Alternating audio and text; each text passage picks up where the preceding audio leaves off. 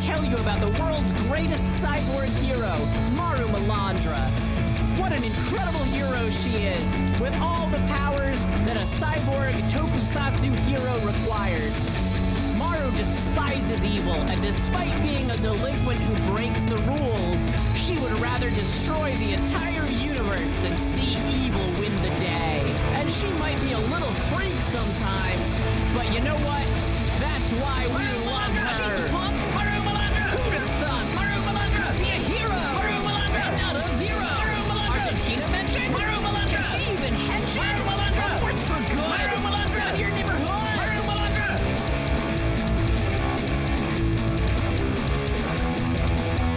Marumalandra.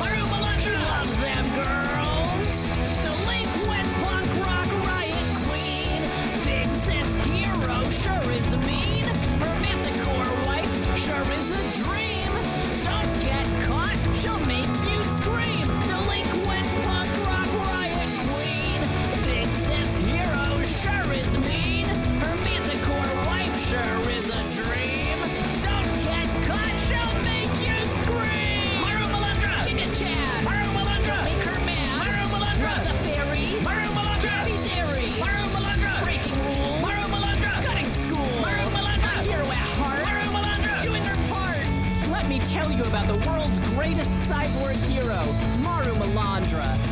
What an incredible hero she is, with all the powers that a cyborg tokusatsu hero requires. Maru despises evil, and despite being a delinquent who breaks the rules, she would rather destroy the entire universe than see evil win the day. And she might be a little freak sometimes, but you know what? That's why we love her. She's a punk. Who'd have thought? Marumalandra. Be a hero. Marumalandra. Not a zero. Argentina mentioned. Marumalandra. Can she even hench? Marumalandra. A force for good. Marumalandra. Out your neighborhood. Marumalandra.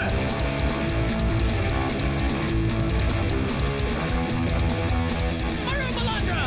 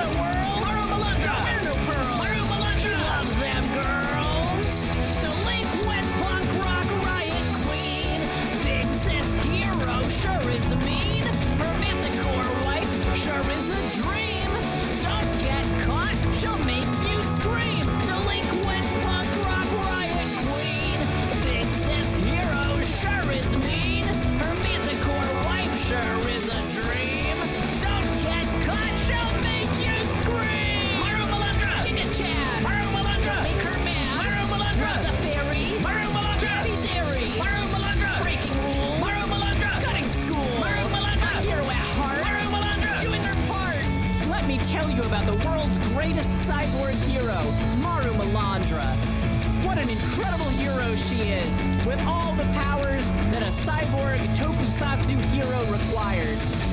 Maru despises evil, and despite being a delinquent who breaks the rules, she would rather destroy the entire universe than see evil win the day. And she might be a little freak sometimes, but you know what? That's why we love her. She's a punk. Who'd have thought Marumalandra would be a hero? How are we doing, chat? How are we doing, chat? Ah. Oh my god, a bit out of breath, mate. A bit out of breath. Big movie.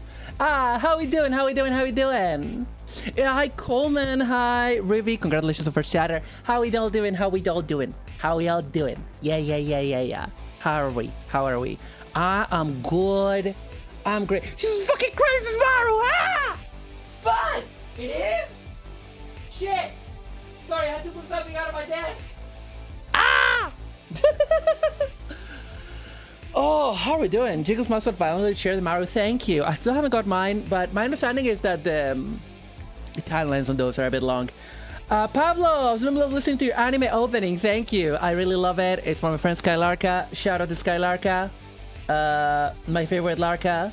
My favorite Lark. My favorite Sky. What are we talking about?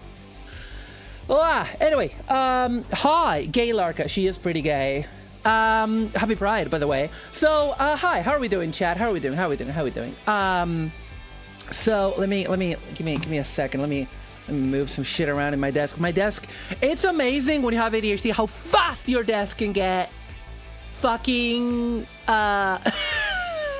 fucking messy again. It's a mess. And I keep grabbing Transformers off the shelf because it's a build-up to TF Nation, you know. But today's our react stream. We're gonna yap for a bit, and we're gonna start reacting.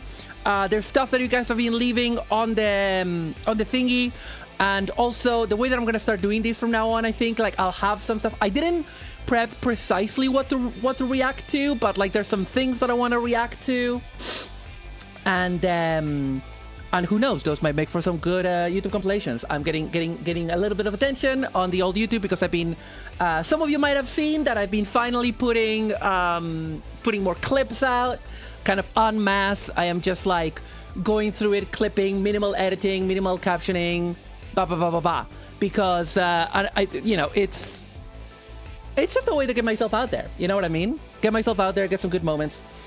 Yeah, I hear about Doctor Who. Holy shit. So I heard about this, and should we just go to the react screen? Should we just go to the react screen, chat? Because like because yeah, I have a friend that was talking about this. Just a spot of shorts. Yeah. But yeah, no, it's funny because like a lot of my friends are like, Maru, I'm getting your shorts recommended to me, and I'm like, hey, yes, good. You know, because like I'm glad that they're getting a bit of attention. I'm glad that I'm getting some more people on the YouTubes. Hi, Matthias, reacting to the new Godzilla game. Oh shit. Yeah. We can react to a bunch of the game news that came out. I definitely planned all of this. I'm definitely not opening Notepad right now to list some stuff. Doctor Who cancelled. Lego situation. What was the other thing? What did we just say? All them new games. Godzilla, Gundam, fucking Deltarune, etc. You know, all that shit. We're gonna talk about it. We're gonna react to it. But I'm really warm right now because like okay, chat. My beautiful malcontents. Are you proud of me? I need you to be proud of me. Okay? I need you guys specifically. Oh, thank you for the posture chat. I need you guys specifically to be proud of me because if I don't get validation, I cannot exist as a person. Okay? Skylark says, Maru's shorts out here getting recommended all over the place and they're so short the pockets are hanging at the bottom. Nice. I mean that's what my shorts are like, if you know what I mean. Hang on. Well, I don't think do my show I mean, those are not the pockets, but you know, because they're kind of, they don't have pockets. Because I'm a girl, I don't deserve pockets. That's how it works. The Gundam live action don't have a no. I meant the Gundam game. The Gundam game that got shown off. The Gundam game that got shown off. You know, let's take the hat off. Let's get bratty with it. There we go. This is kind of my preferred default these days, honestly. Something women's secret referencing Pokemon. Silly woman, girl clothes have no pockets. Yeah, I know. We're so proud of your tight. Yeah, no, but that's not what I needed to be proud of me for. That's not what I needed to be proud of me for. No. Okay, I'll tell you what it is. What it is I've been so productive today, chat. For a girl with chronic fatigue, I try to make the best of good days. Today was a bit midday. I wouldn't say I was like super recovered from the weekend today, but today I had breakfast, sorted out some pre-stream shit like the thumbnail and that, and then I did my laundry, and I went to pick up my meds, which is like a 25-minute round trip, which doesn't sound like a lot, but when you have chronic fatigue, it's a lot. And I'm trying to kind of like walk a bit faster to get a bit more exercise in.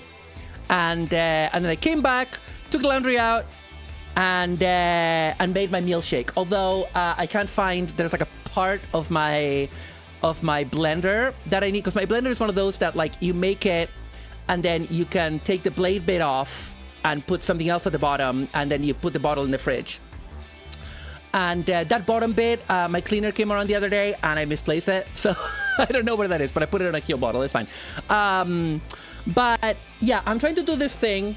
You know how like I get recommended a lot of articles about like health for disabled and elderly people because Google knows apparently, and it recommended, like, I get a lot of articles that are like the one thing doctors from all over the world keep saying, from America, from Europe, fucking from everywhere, is like, please walk for 30 minutes a day, please stop getting heart attacks at 60, you know what I mean? So I'm trying to do that. It's not easy, I don't do it every day, but like, for example, yesterday I had an errand to run and it was a 30-minute walk, so I did that. Today I had an errand to run, it was like 25 minutes roughly. I did that. So I'm trying to like do that, but also you have to be like realistic and gentle with yourself, you know, like I have a lot of fitness influencers in my Insta feed, not because I am that much into sports or working out. I am into it, obviously less since I can do it less, but I mean, okay, it's mainly the muscle mummies, okay? It's mainly the muscle mummies, okay? I'm sorry, I'm gay and I love muscular women, but also like, I know that I'm never gonna look like that. I know that I cannot, and that's not because it's like, oh no, I have like a depressive disposition. It's because I'm literally disabled, and these people are not. Okay, I'm physically disabled. But what I am trying to do is be a little bit more healthy, be a little bit more health conscious, eat a bit less salt, eat a bit less sugar. Eat some more fruits and veggies, and try to, I didn't eat horrendously before, but I'm trying to like be a bit more conscientious about it. And I'm also trying to be gentle with myself, because this is like the bit where most people fail. Most people that are not like inclined towards sports or towards working out. This is the bit where most people fail, is like it's like missing stuff and like discipline, and you know, and all these influencers are like, you have to be disciplined, you have to be there every day. And then if you have like mental health issues, if you have like ADHD, if you have like physical stuff, and you can't be there every day, you feel depressed, and then it adds up, right? And so what I'm trying to do is, if I definitely cannot get out of the house one day, and I know how that feels in my body, I'm not gonna try it, right? I'm not gonna push myself, because that, if I did that, then the next week would be agony. But I'm trying to go as many days as I can. And if I'm running an errand for 20 minutes to 30 minutes, that counts. I'm not gonna try to overdo it. The other day on Sunday, I hung out with my partner and her friends, and we were walking around a bunch. Okay, I'm not gonna do it that day. I'm not gonna do it on the day that I do baseball. You know what I mean? Fitness influencers are mixed back. Some are constructive, some others are assholes. Yeah, I usually follow like the gay girlies, and I mean, like, most of them, like, they know their audience, right? Like, they are fitness influencers in that, like, you know, if you want to get fit, they do give you tips and stuff like that, but they also know that there are gooners out there, a lot of gay gooners like myself. And yeah, so I mean, I don't know, don't get me wrong, I don't follow any male fitness influencers. Don't get me wrong, I don't follow any. I'm sorry, all the love in the world, but also, oh, thank you for the stretch, Matthias, I didn't see it. I'm stretching. So Pablo says you went out for milk and drank a med shake. I don't think my meds could be in a milkshake. That would be very bad. That would be very, very bad. Oh god, guys, I'm such an open book. I almost started listing my medications to you. This is how stupid I am. Like, honestly, left to my own devices, despite being someone that has been on the internet since the 90s, left to my own devices, I would literally give you my fucking street address because I'm so stupid, okay? I'm very stupid. But yeah, Maru like to shake Malandra. Also, I got the other news that I got is I'm gonna be at Vexpo. I'm not a guest at Vexpo. I want to emphasize this because when a VTuber says I'm going to be at X convention, people think, oh, they're gonna be a guest or they're gonna have a meet and greet. Not gonna have any of that. I'm gonna be there in person. I don't know if I can say that, like what I'm doing there. Give me a second. I'm gonna ask something. I'm gonna give me a moment. Give me a moment. Give me a moment.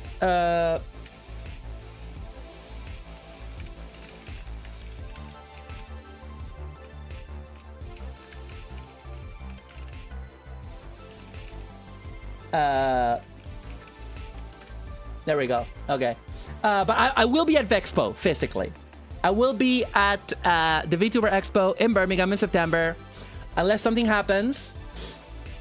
Skylarker says, hey Maru, quick, I need the big long number on your credit card and the special 3 numbers on the back. I'm just so curious to know more about you. So my card starts with 67676767676767, and the magical number is 676. Thank you. And my real legal name is Mangas the Changas. That's it. That's it. There you go. Hi, Rachel. How you doing, Rachel? How you doing? Hope you're doing good. Hope you're doing good. But yeah. So, anyway. But yeah, I will be at Vexpo. I'm excited to be there. Like, I only been the first year, like, because it wasn't the same weekend as TF Nation, which, as you guys know, it's like the big Transformers convention, Europe's biggest, and I go every year. And it is like near it anyway, but it's on different times. Thank you for the headbuds, Real Reb, Ralsei. Welcome. Oh my god, Ralsei, we're gonna talk about Deltarune later. We're gonna talk about Deltarune.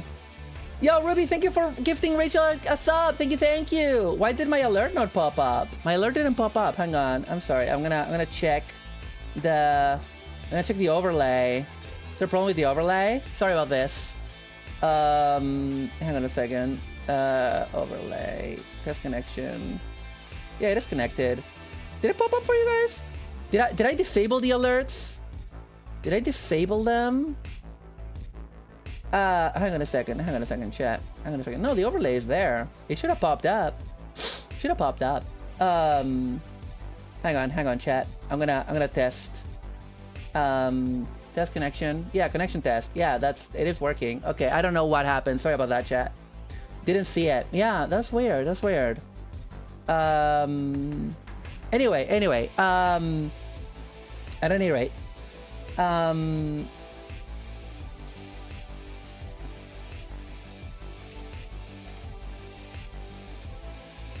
Yeah, okay. Yeah, I don't know yet if I can say. Anyway, but I will be at Vexpo. If anyone in chat is going to be at Vexpo, let me know. I didn't go again last year or the year before because like it's no longer on the same weekend as TF Nation. This year it's the same, it's in a different month and all. But this year I kind of like line things up because like I feel like I've made more friends that go to Vexpo this year, and so there's more reason for me to go because like honestly, seeing my friends that I don't get to see very often, it's kind of the same reason I go to TF Nation. Transformers are good, of course, but it's mainly to see people that I don't get to see the rest of the year. And I kind of like I'm kind of approaching Vexpo in the same way because I am less interested in the corporate side of things. I'm not gonna necessarily be going to a concert or anything like that, but I will say hi to like friendly artists and friendly VTubers and all that kind of stuff. You know what I mean?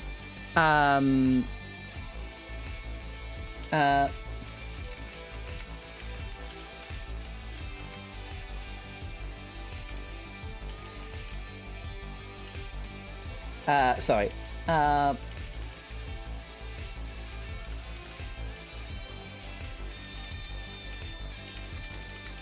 There we go. Okay.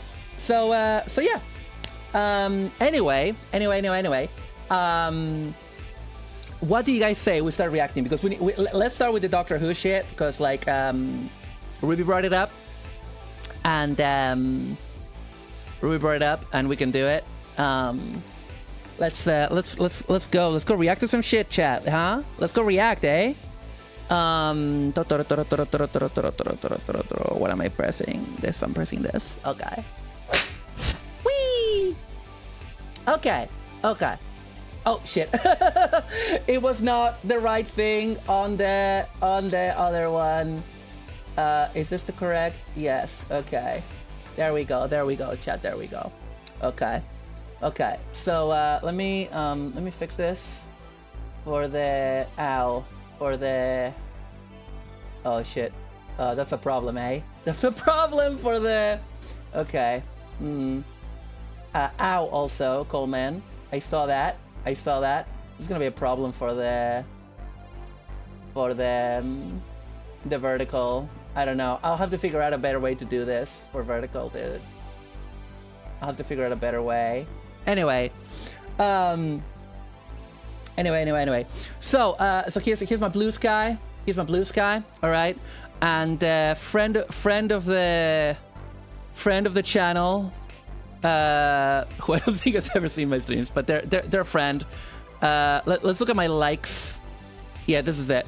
So this comes from Tinkarahe. There's no Doctor Who Christmas special. RTD, Russell T Davies on the BBC actively lied that there was one, knowing full well they never intended to make it, and the show is now on hiatus. Instead of apologizing, Russell T Davies posts a sneering put-down of the fans who supported him on his Instagram. Wow.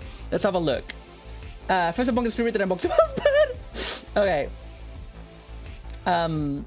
Yeah, it's fine if you get sleepy, Rachel. I don't mind, for real. Russell Davies says, and so goodbye from me to Doctor Who, but hello to a big new feature for the show. As the BBC announces it's putting the show out to tender. As a result, there won't be a Christmas special. We only cooked that up to guarantee a future when nobody knew, when no one knew what would happen.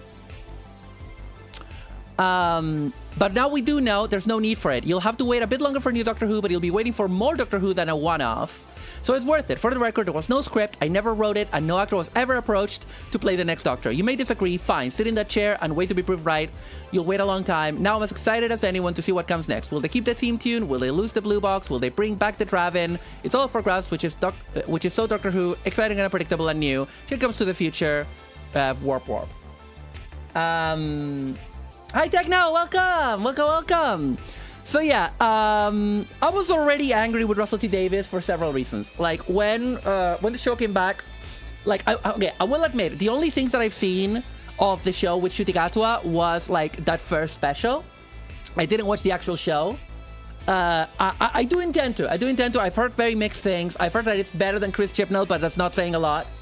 Ncuti Gatwa is fantastic. He's a fantastic actor. Glasgow's favorite son. He studied here in Glasgow at the Conservatoire, at the Royal Conservatoire. I have a lot of friends that studied there, actually. A lot of my art school friends, you know what I mean? Sorry, but art school, I didn't go to art school. They went to art school. They went to the Conservatoire. And some of them to Glasgow School of Art.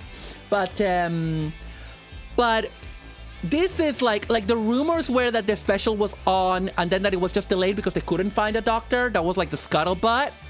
And now it turns out that when they announced the Christmas special, it was all a lie just to keep the thing going, just to keep it alive somehow after Disney pulled the plug. And also, I am very disappointed in Russell T Davies because like he seems to be one of these guys who like he started out really well because he comes from like a working class background. He's a gay guy. He's Welsh. He's got all these things, and like his Doctor Who era is iconic. Is in my opinion, biased opinion, because it's the era that I got into Doctor Who. It's the best era of Doctor Who. Christopher Eccleston, David Tennant, you know, it's gold. It's gold. It's not all gold. It's hit and miss, but it's mostly gold. And I feel he's one of those guys that because he's so progressive, he got a bit high on his own supply, and now he's in that like upper class of like BBC producers, and so now he's so detached from the real world. Like, he's lost that attachment. This is something that happens a lot with successful artists, right? I've seen it with Clamp. I've seen it with you know, the manga artists clamp. I feel like they don't really talk about real issues the way that they used to in their early career. This happened with, in my opinion, Sleater-Kinney, one of my favorite bands.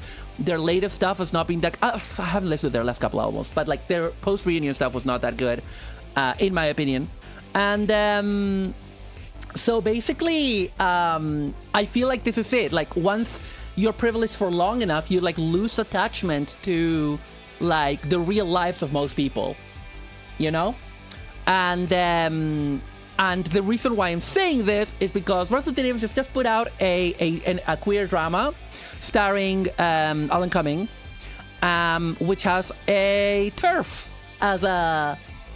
as a main character that is like, oh, let's try to humanize this person. Oh, we have bigger fish to fry. This is just like, you know, he said in an interview, it's like, oh, you know, online everyone rips themselves apart, but in real life, it's not like that. And I'm like, mate, they're not like that to you because you're a cis man. Have you seen how TERFs act to trans women in real life? Have you seen them attack trans women? Fuck me, brother. Like, not an ounce of... Because, of course, he relates to the middle and upper class white ladies that are all over the BBC, that are really transphobic. Of course, he relates to them, right? Fuck me. Anyway, I'm finally gonna catch up to the chat. I'm sorry. Rant over. Techno says he very successfully burned away a lot of goodwill. Colin says I've heard only polarizing news on it. Never had the chance to watch it. Techno says I love his era. Yeah. His original era. What does he mean that they don't have a new Doctor? What happened to Billie Piper? No, Billie Piper was never meant to be the Doctor. It was just meant to be like a thing that got resolved in the next one. So she was never meant to be the next Doctor. Ruby says, Sleater-Kinney, I've been so disappointed with the post-reunion stuff. The new album was really rough. Janet Weiss not being in the group is such a huge loss. Yeah, I mean, I feel like, again, not to put it all on Carrie Brownstein, but Carrie Brownstein post getting really wealthy with Portlandia, it was not the same. It was never the same. I have a signed poster of Sleater-Kinney in a frame that I've not put up for a long time. It's just gathering dust. I fucking hate that bullshit. I fucking hate him for that bullshit. Yeah, for the TERFs thing. Yeah, what's that? What? TERFs want to seem oppressed so bad. Yeah, TERFs want to seem oppressed, except for the fact that they are like upper middle class. At least I'm talking about the UK, right? Middle class and upper middle class women who have institutional capture, who are in the equalities commissions, who are at the top of political parties, at the top of equalities institutions, and they have managed to capture that to remove the rights of a marginalized population, that is less than 0.1% of the population of the United Kingdom. Okay, and this is a big threat somehow, and a lot of my friends are now scared of going to the bathrooms. It's fucked. It's absolutely fucked. Techno says, never mind, yes, you can write shows that reflect reality, but just because you can't reflect this finisher. But like, no, like, the thing is, like, when I said reflecting reality, I mean like reflecting the lived reality of people, right? Like, and when I'm talking about the queer drama, it's like, yeah, in real life, and I've always said this, like, I'm sorry, I'm becoming political streamer right now, but I'm going to talk about this because I think it's important. I feel like people online can sometimes be a bit too aggressive towards people that are getting there, but are not 100% there with their beliefs, but are clearly well-intentioned. They just don't have the language. They don't say the right thing. In real life, it doesn't matter. Like, I mean, obviously language matters. Language is important. Like if someone says something horrible to you, you want them to not say that.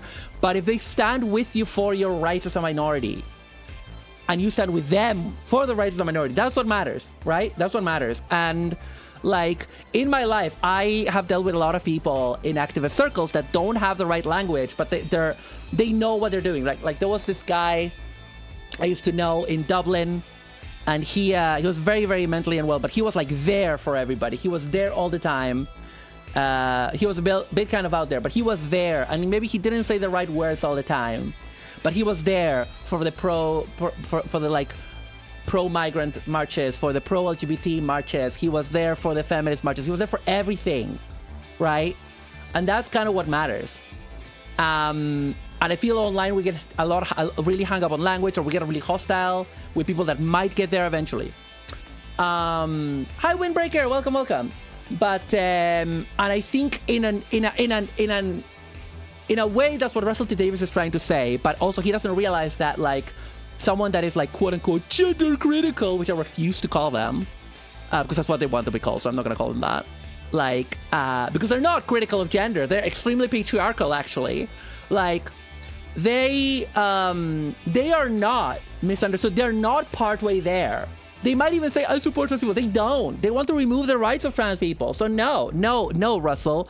It's like, oh, you know, you can talk to the Nazi. No, fuck you. Right. I'm done with the rant. I'm sorry. Boot says there are more bills banning trans youth from school sports going through states right now than there are confirmed trans youths in sports right now. It's fucking stupid. Exactly. The Scottish the FA, the Football Association of England, and I think the Scottish FA as well, have banned trans people from competing. I used to know a trans woman that was in a football team, in a competitive football team here. She was really good. She was actually really good. I think she moved to England to transition, and then she came back.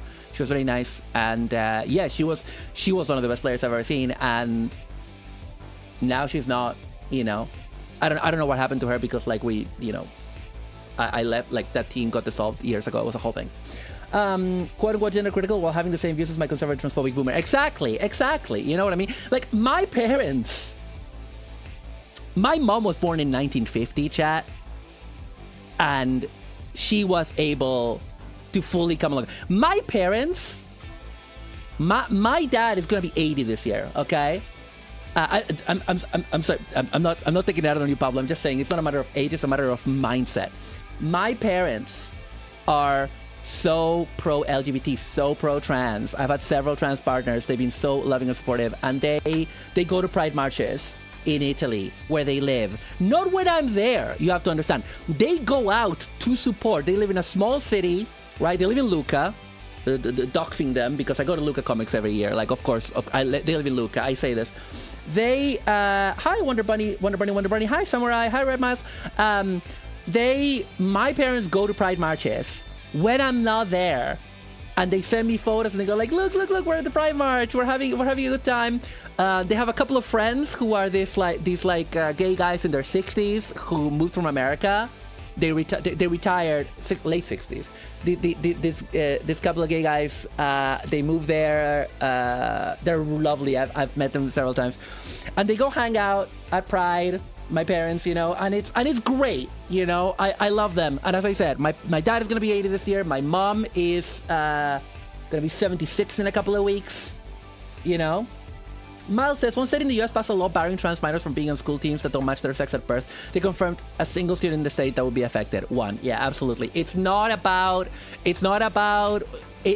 scaring people. It's about scaring people.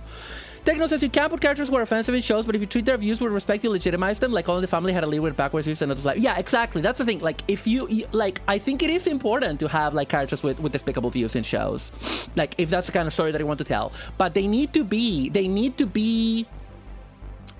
have something that they are that you're trying to say by putting that character there. Oh, thank you for subscribing. Thank you for subscribing, Wonder Bunny. Thank you. Appreciate it. I don't know if did it not come up? Maybe you did it earlier. Sorry if the alerts are not popping. I don't know what's going on with them.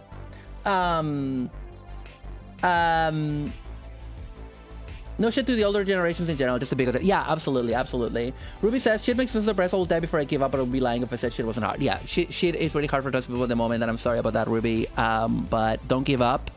There's way more of us than there are of them.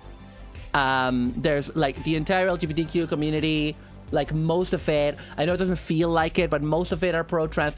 Every poll that we get says that the general population is pro-trans, that specifically LGBT people are very pro-trans, and that LGBT women are very pro-trans. So, like, we will win. Okay, they just have power, but we have the numbers.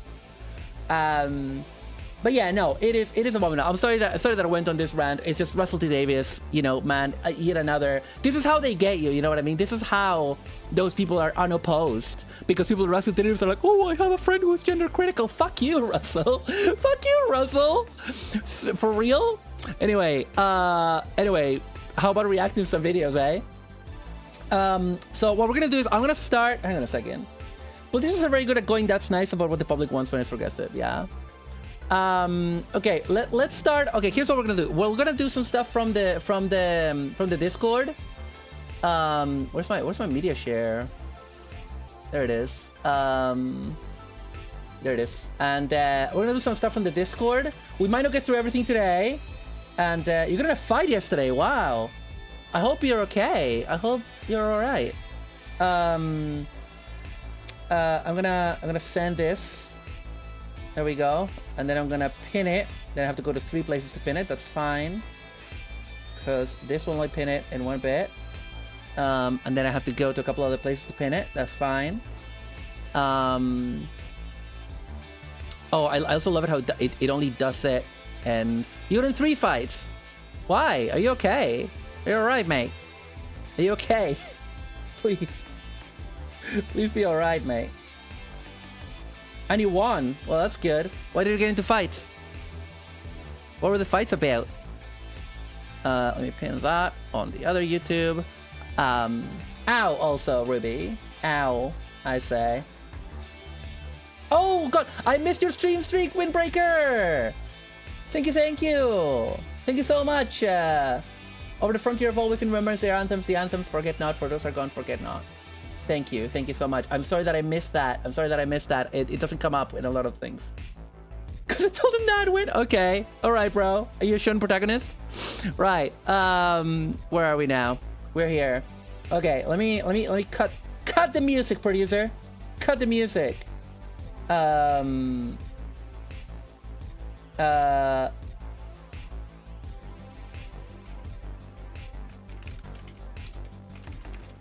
Okay. What? Blades8764, thank you for the follow. Thank you. Okay, at least we know that they're working. All right, let me hang on. Where are we? Where am I? What am I doing? I'm going to my Discord to check the React submissions and see what is pinned from last time, and jump there so we can get the new shit. All right. Coleman sends Sub-Zero portrait. All right, let's look at this. Let's look at this. Oh, they were trying to jump your friend. Holy shit, that's awful. All right, let's look at this. The music, yay! Turn it down a little bit. Test your might. Mortal Kombat! Bum bum bum bada bum bum bum. Fight! Do do do do do do.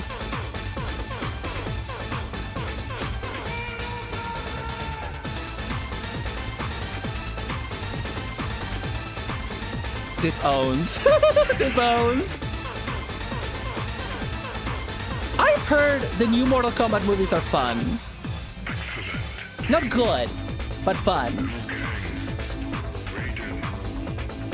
Johnny Cage, Scorpion, Sub-Zero, Sonya. One moment. Blade, you say you can't read the rules for the React. All right. They are, if you click on the pin, and they'll be there. They'll be there. They're on the. You need to read the rules of the server first, and then you need to go to the React submissions channel. I think you need to agree.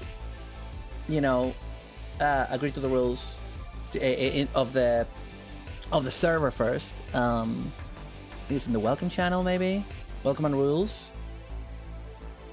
And then yeah, and then check out the React channel. I just joined. I'm waiting for the. Oh, sorry. Yeah, sorry. I forgot. Sorry, Blade. Yeah, we had a hate raid a while ago, and we needed to not have open applications because we had people posting some really nasty shit. Okay. And oh my god, where is this? Sorry, I'm trying to remember where the notification for this is. I'm a very good streamer, And where the fuck is this? Safety setup, audit log, onboarding. No. Where the fuck is this? I forgot. Oh my god, I'm so sorry. Audit log. Where the fuck it members? All right. Pending. Okay, let's see. There was a specific moment of Maru's stream you enjoyed her model. What did you have for breakfast today? Egg. Okay. Okay. Don't make me regret this, Blade. Because I love eggs, so I'm approving you based on that. All right. Okay. There you go. Now you're in. I'm sorry about that. I literally like have to do it for the safety of my community. Anyway, this was amazing. Thank you so much, Coleman. And we're gonna move on real quicko to real quicko. Where? Oh god, where the fuck are we? There we go. Okay. Kasana Teto. Oh my god, more Teto word of the day. Let's fucking go, dude. Let's fucking go. Teto word of the day. Teto word of the day. I love you, Kasana Teto. I love you, Kasana Teto. I love saying Teto because it's like teta, which is tit. In Spanish. Okay. Why? Where are we? What are we doing? Yeah. What are we doing? Okay. Sure. Sure. Sure. Sure.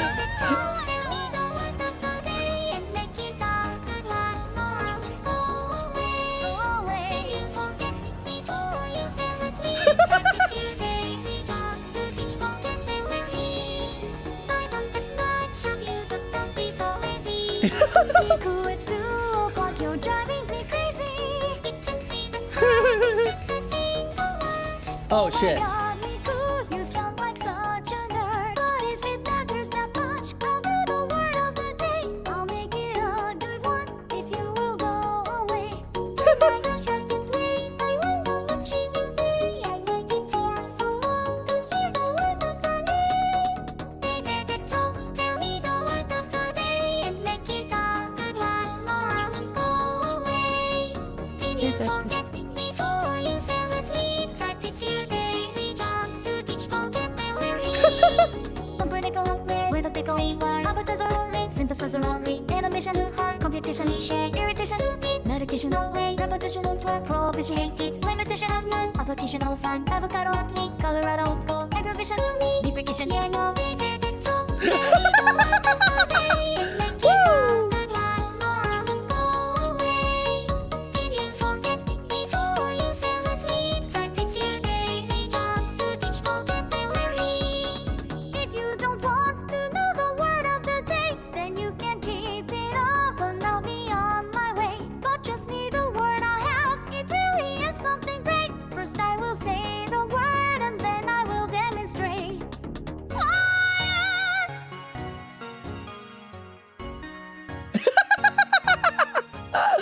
I love you, Kasane Teto. I love you more than I love life itself.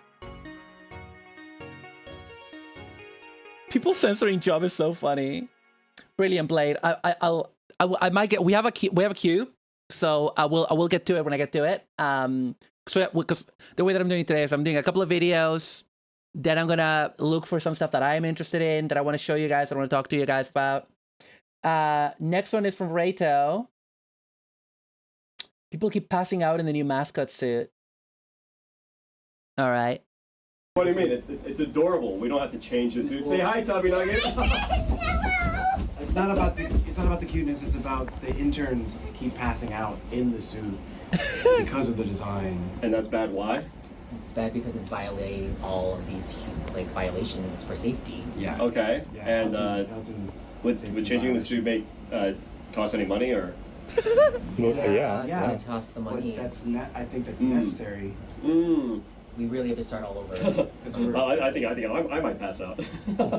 So yeah, maybe let's not do that. We'll just give them, I don't know, like a hydration pack or something. Oh, I think okay. it's gonna be more Actually, than I have noticed that the structural integrity of these suits are That's not the structure until she's literally passing out. What do you mean? It's adorable. Amazing. Thank you for that, Rado. This is from Coleman. Dent head. What do we got? What do we got, mate? What do we got for me? Let's see what he got for me. But yeah, thank you, Ruby, for letting me know. It's I always forget that shit. All right, here we go.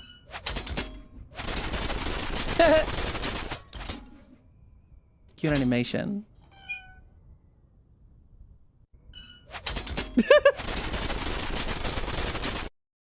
Amazing. Next up, we got when Nintendo drops new deep lore in the new Yoshi game. Oh, I love Mecha 64 so much. Let's go. Didn't one of them leave recently because he was kind of like they've been doing it for like 20 years. Cranky. Hang on a second. Here we go. I love you, Roccobote. I love your extremely Italian name. Cranky Kong is supposed to be an elderly version of the original Donkey Kong. Who do you rescue in the original Donkey Kong? Pauline, a grown woman. So why is she a child and he's still an elderly man or age? Now you can call us, the Nintendo Lore Coping Hotline. Our trained professionals are standing by 24/7 to help you cope with your Nintendo lore crisis. Okay, Brandon, stay calm. Just tell me what's going on. I'm here to talk to you. Breath of the Wild and Tears of the Kingdom are supposed to be at the end of the Zelda timeline. But then in Japan, they did a Zelda Symphony concert where they showed it on a mural as a totally separate timeline. That doesn't make any sense. We know it's hard to get through the day while struggling to make sense of the ever-changing backstories of your favorite Nintendo characters. You're not alone. Our video game therapists are here to help. We are qualified to handle any situation. They say Mario was a plumber who lived in the city that fell down a pipe into the Mushroom Kingdom. But in Mario World 2, Yoshi's Island, he's already in the Mushroom Kingdom as a baby. The timelines don't match up. It makes no sense. Maybe he was born in the Mushroom Kingdom and then moved to New Donk City with his parents as a kid, grew up to become a plumber, and then went back to the Mushroom Kingdom as an adult. That makes a lot of sense. Suspect has exited the building. In New Donk City, they act like he's a citizen who's been there for a long time. And for those of you who are especially hung up on things like inconsistencies in the Donkey Kong lore, we have an expert on call who has cracked the code on a grand unifying theory that explains all the Donkey Kong games. He likes bananas, he needs bananas. So call us, the Nintendo Lore Coping Hotline. Our agents are ready to take your call. And remember, the one thing that we will never say is, it's just a game. Why do you care so much? It's really not that important. Jesus. The Jesus at the end. That took me out, man. That took me out. Oh, thank you, Ruby. Thank you. What have we got? Ooh, Coleman, we got the 1982 Space Sheriff Gavin toy being shown. Okay, that's really nice. Need a Warhammer version of that? Lol. I mean, maybe. Yeah. All right. Oh, this one's just for mommy. This one's just for me. Yeah, just for mommy. Chojaku! Oh, I'm getting so copyright struck for this. Bow. But not if I talk over it. Not if I talk over it and I reduce the volume, right? Look at this beautiful 1982 diecast model. It's gorgeous. Oh my god, that is really cool. That is so fun. Yeah. I just need to lower the volume and everything's gonna be fine, okay? I love that his cool spaceship turns into a silly dragon. It's so not what Metal Heroes would come to be necessarily, but it's so fun. Little wheels. Remember when all robot toys that had any kind of vehicle mode, even if it was a spaceship, they all had wheels? Because they knew we'd be rolling them around. That's cool. That is something I will never own because it's probably super expensive. It's probably like £100 at least. At least. Right, from Weather, we have Unconventional 2026 Wedding. Right, let's see. Remember when Megatron was a gun? Yeah, I was around for that, Blade. I am in my 40s. All right, let's keep it. There we go. Makes me think A little Skylinks. Yeah, it's kind of that era, isn't it? Like early 80s. Here's some unconventional things that I had at my wedding as a 2026 bride. Number one, we let our guests pick their own seats. They were easily able to figure it out on their own, and it was a lot less work for us. Number two, the serpent god. This was not planned, but the serpent god appeared and announced that he would be devouring my husband. Very Final Fantasy Heavensward. Because they hadn't sacrificed a new bride, me, by the time the clock struck midnight on the night of the moon. Number three, a candy jar station. Yes, we had a little candy jar station where our guests could pick out some of our favorite candies and put a little jar together for themselves and mix and match. Number four, attempted murder. Yes, my husband did attempt to sacrifice me to the serpent god as a last-ditch effort, but I was able to defend myself. I actually grabbed the knife out of our wedding cake and impaled him in the eye. It was a severe injury. I've actually never seen anything like that before. There was a lot of blood gushing out of his face. He was screaming in a way that I didn't know was possible. A lot of the blood got into my mouth. Number five, a tattoo station. We had 2 tattoo artists there that were doing flash tattoos, and we even customized some of them ourselves. Number six, a mass casualty event. The serpent god did end up consuming every member of my now late husband's family. As he all would. The other guests watched in horror as they were all swallowed whole. We could actually hear their agonizing screams in the belly of the beast as they were being slowly dissolved alive. The serpent god did spare me and the rest of the wedding guests, which I really appreciated. He then bestowed some great wisdom and worldly knowledge onto me before making his own little candy jar and returning back to his domain. We then continued enjoying the wedding festivities because at the end of the day, we did pay a lot for the venue. If you want to know more about the serpent god's wisdom or how to spot a man that's using you as a human sacrifice, let me know in the comments below. Here's some unconventional things. I love it. I love these like parody influencer videos. I remember when Megatron was a gun way back in 2018 when MP36 came out. I know. But did you lose the security deposit? I mean, it sounds like she didn't. It doesn't sound like she lost her security deposit. Right. So how many do we have? We have a few. Okay. Sorry, I'm just catching up. Okay.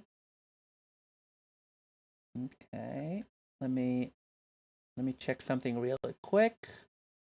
I just need to check something really quick, chat. One moment.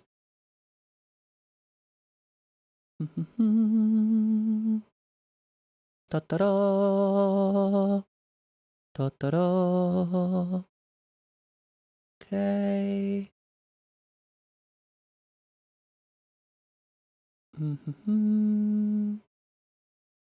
Sorry, I'm just like checking something, chat. I'm just checking something important. Okay, that's fine. That's all good. Okay, let's see. So what I'll do is I'll check one more from the chat, which is gonna be POV Wizard Banishes You from Boots. Oh shit, it didn't go to the right browser window, which is this one. There we go. There you go. All right. Well, let's check one more, and then we're gonna go to some stuff I wanted to look at myself. Oh, hang on. Wait. Hang on. I feel like it took a second to get going. All right, let's do it. No.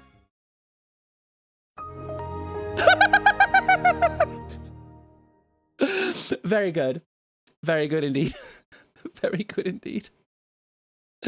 Very good indeed. All right, chat. I'm gonna give you an option, right? Here's what we're gonna do. I'm gonna take a quick ad break because it's coming up, and this is a good like point of break. Ad break on the Twitch side. So, hi Noors, how's it going? Welcome. So what we're gonna do is we're going to go to a quick ad break, and in doing that ad break, what I'll do is I will ask it like you can fill a poll. I'm sorry, this is only on the YouTube on the Twitch side. I don't know if I can do it on the YouTube side. Basically, do you like where do you want me to take things? Do you want me to talk about the whole Lego scandal that has been brewing, or would you like me to talk about the I'm gonna do both, but which one do you want first? Me talking about the new game releases, the new game announcements, or talking about the Lego thing first? Like, what do you prefer? I'm gonna put up a poll, okay? The people on YouTube can just say it in the chat, and that's fine. What should we watch first? And it's like Lego Scandal, game announcements. Okay, and you have 5 minutes. Starting the poll now. Starting the ad now, and you can just tell me on the chat on the YouTube side, and I'll see it. All right. See you in a second. See you in a bit. Be right back.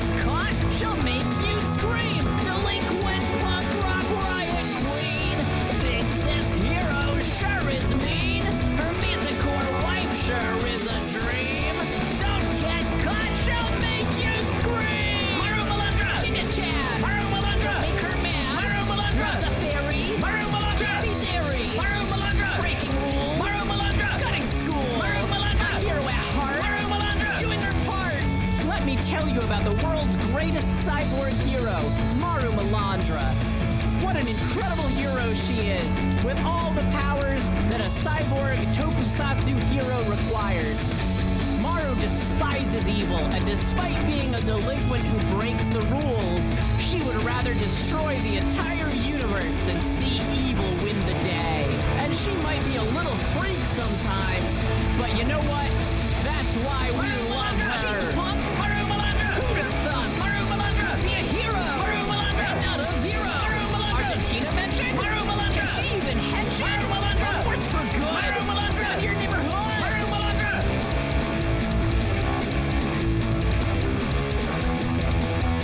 Marumalandra.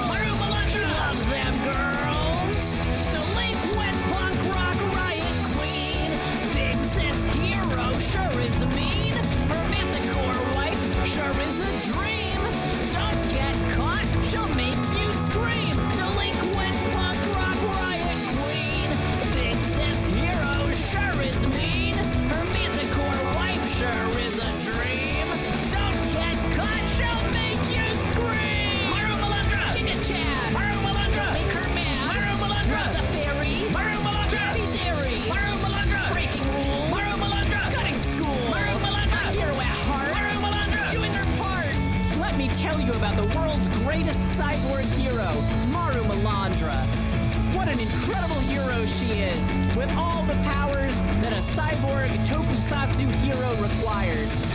Maru despises evil, and despite being a delinquent who breaks the rules, she would rather destroy the entire universe than see evil win the day. And she might be a little freak sometimes, but you know what? That's why we love her. She's a punk. Marumalandra. Who'da thought? Marumalandra. Be a hero. Marumalandra. Not a zero. Marumalandra. Argentina mentioned. Marumalandra. Can she even hench? Marumalandra. Force for good. Marumalandra. In your neighborhood. Marumalandra.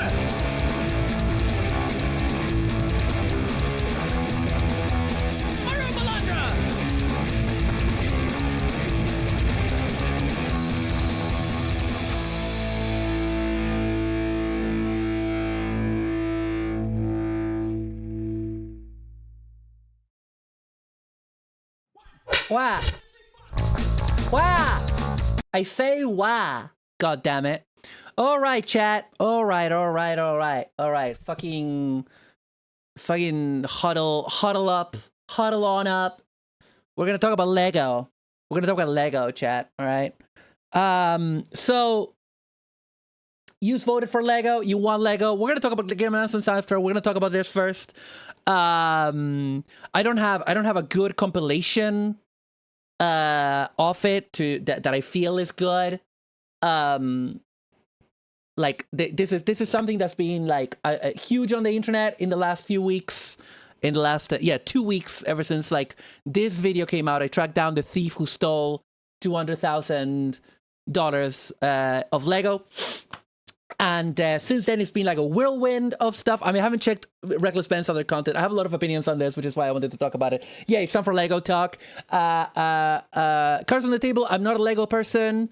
I built a lot of Lego in my life. I'm not a Lego collector.